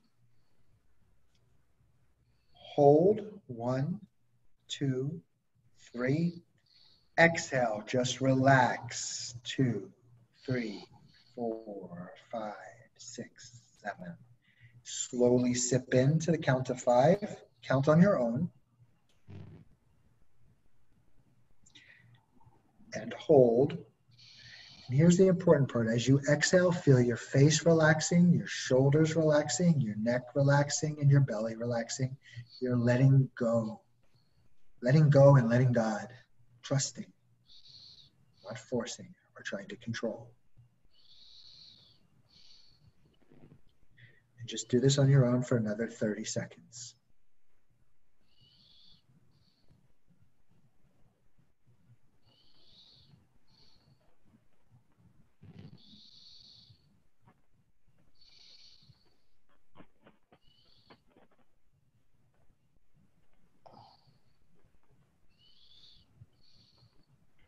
You'll also notice when you have anxiety, your right nostril will be more open than your left. When you're overly tired, your left nostril will be open more than your right. It's the body's natural balancing. The right side is more of an aggressive energy, and the left side is more of a receiving, a passive energy. Every hour and a half, it switches on a healthy body. But over our life, we develop these things like anxiety or depression. And essentially, we can notice the way we're breathing. Because think of it this way. Whatever your psychological or emotional state is, your breathing is going to mirror it. When you're happy, you'll breathe a certain way. And when you're sad, you'll breathe another way. And just as your psychological and emotional state affect the way you breathe, you can shift your psychological and emotional state through the way you breathe. So you want to be able to create a full deep breath, starting with your belly, solar plexus, chest. If you notice your right nostril is open more than your left, you want to clean out your left nostril and begin. And you can do that also by laying on your right ear, which will open the left side up. And you want to restore balance and homeostasis. All this is really doable. The key is you want to create healthy habits. And there's something called the habit loop. And the habit loop is you need something to trigger a behavior. And the way it happens, you have to set up a trigger that's going to elicit a positive emotional response.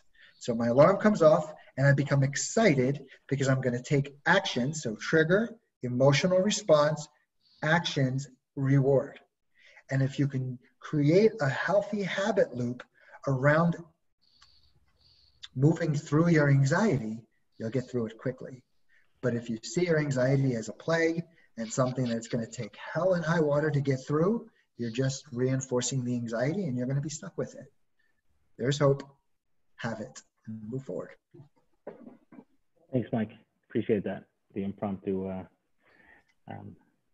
small breathing session. So Mike and I have done sessions like this for 45 minutes, an hour at times. Just straight breathing. Some of them very intense. Some of them can make you a little bit high. You feel like you've had a few drinks. A breath is not a breath is not a breath. There's different breaths for different emotional states and to regulate the body. So you can play with it yourself. What's the breath of happiness? What's the breath of sadness? And just begin to explore your breathing. And you'll feel shifts in your body as you do it. Like something quickly, someone's asking how they can reach out to you. So maybe if you want to put your email address just in the message to everyone, all panelists and attendees, and if anyone's interested in learning more. Rabbi Shais, some last thoughts before we say goodnight. No, this is great. We should do this every night. I agree. I think I'm going to sleep a little better. Nice. All right.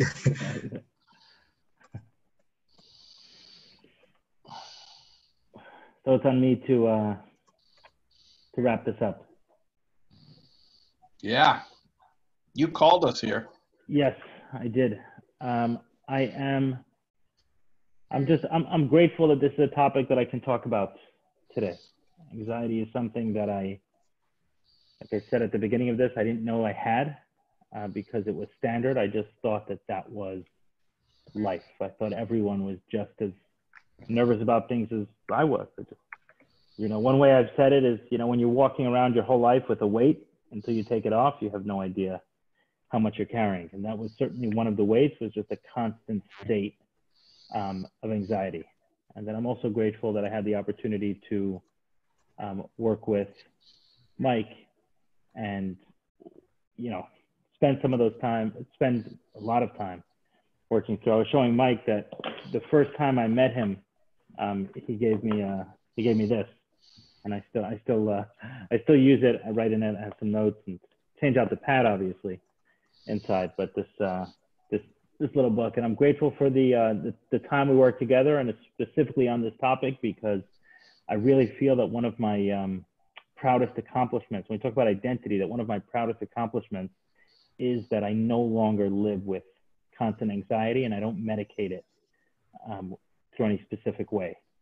And maybe that dovetails well with identity and the way we've linked identity and anxiety, is that for a while my identity was tied to things that are out of our control. Stuff like how much money is in the bank, stuff like how big the business is, stuff like how my relationships are doing. Am I in a relationship?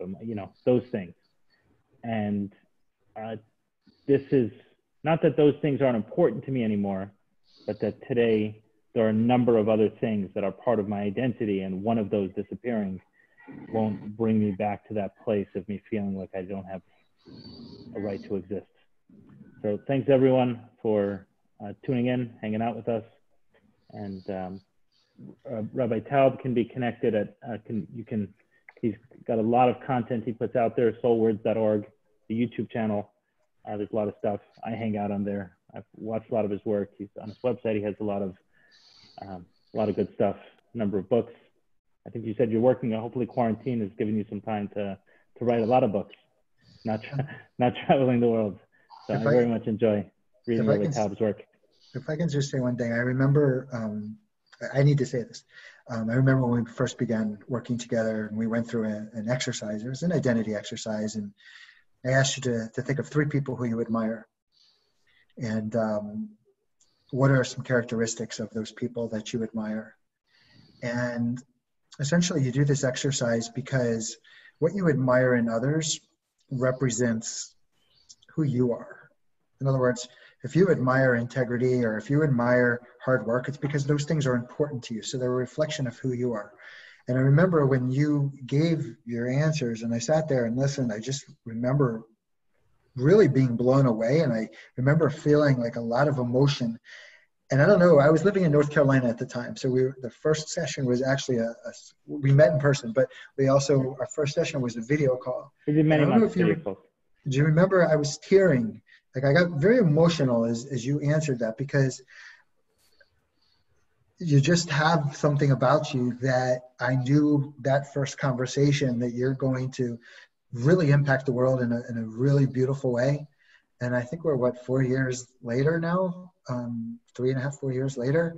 And I'm amazed by you. I'm amazed by what you're doing. I'm amazing how you're impacting lives, not only your own, but your family and all these people that have showed up. And I just want to bow and just say I'm grateful to be in your life. And I just think the world is a better place because of you. So thank you for all that you do. I appreciate that. And you're a big part of that. Thank you. Yeah. Good night, everybody.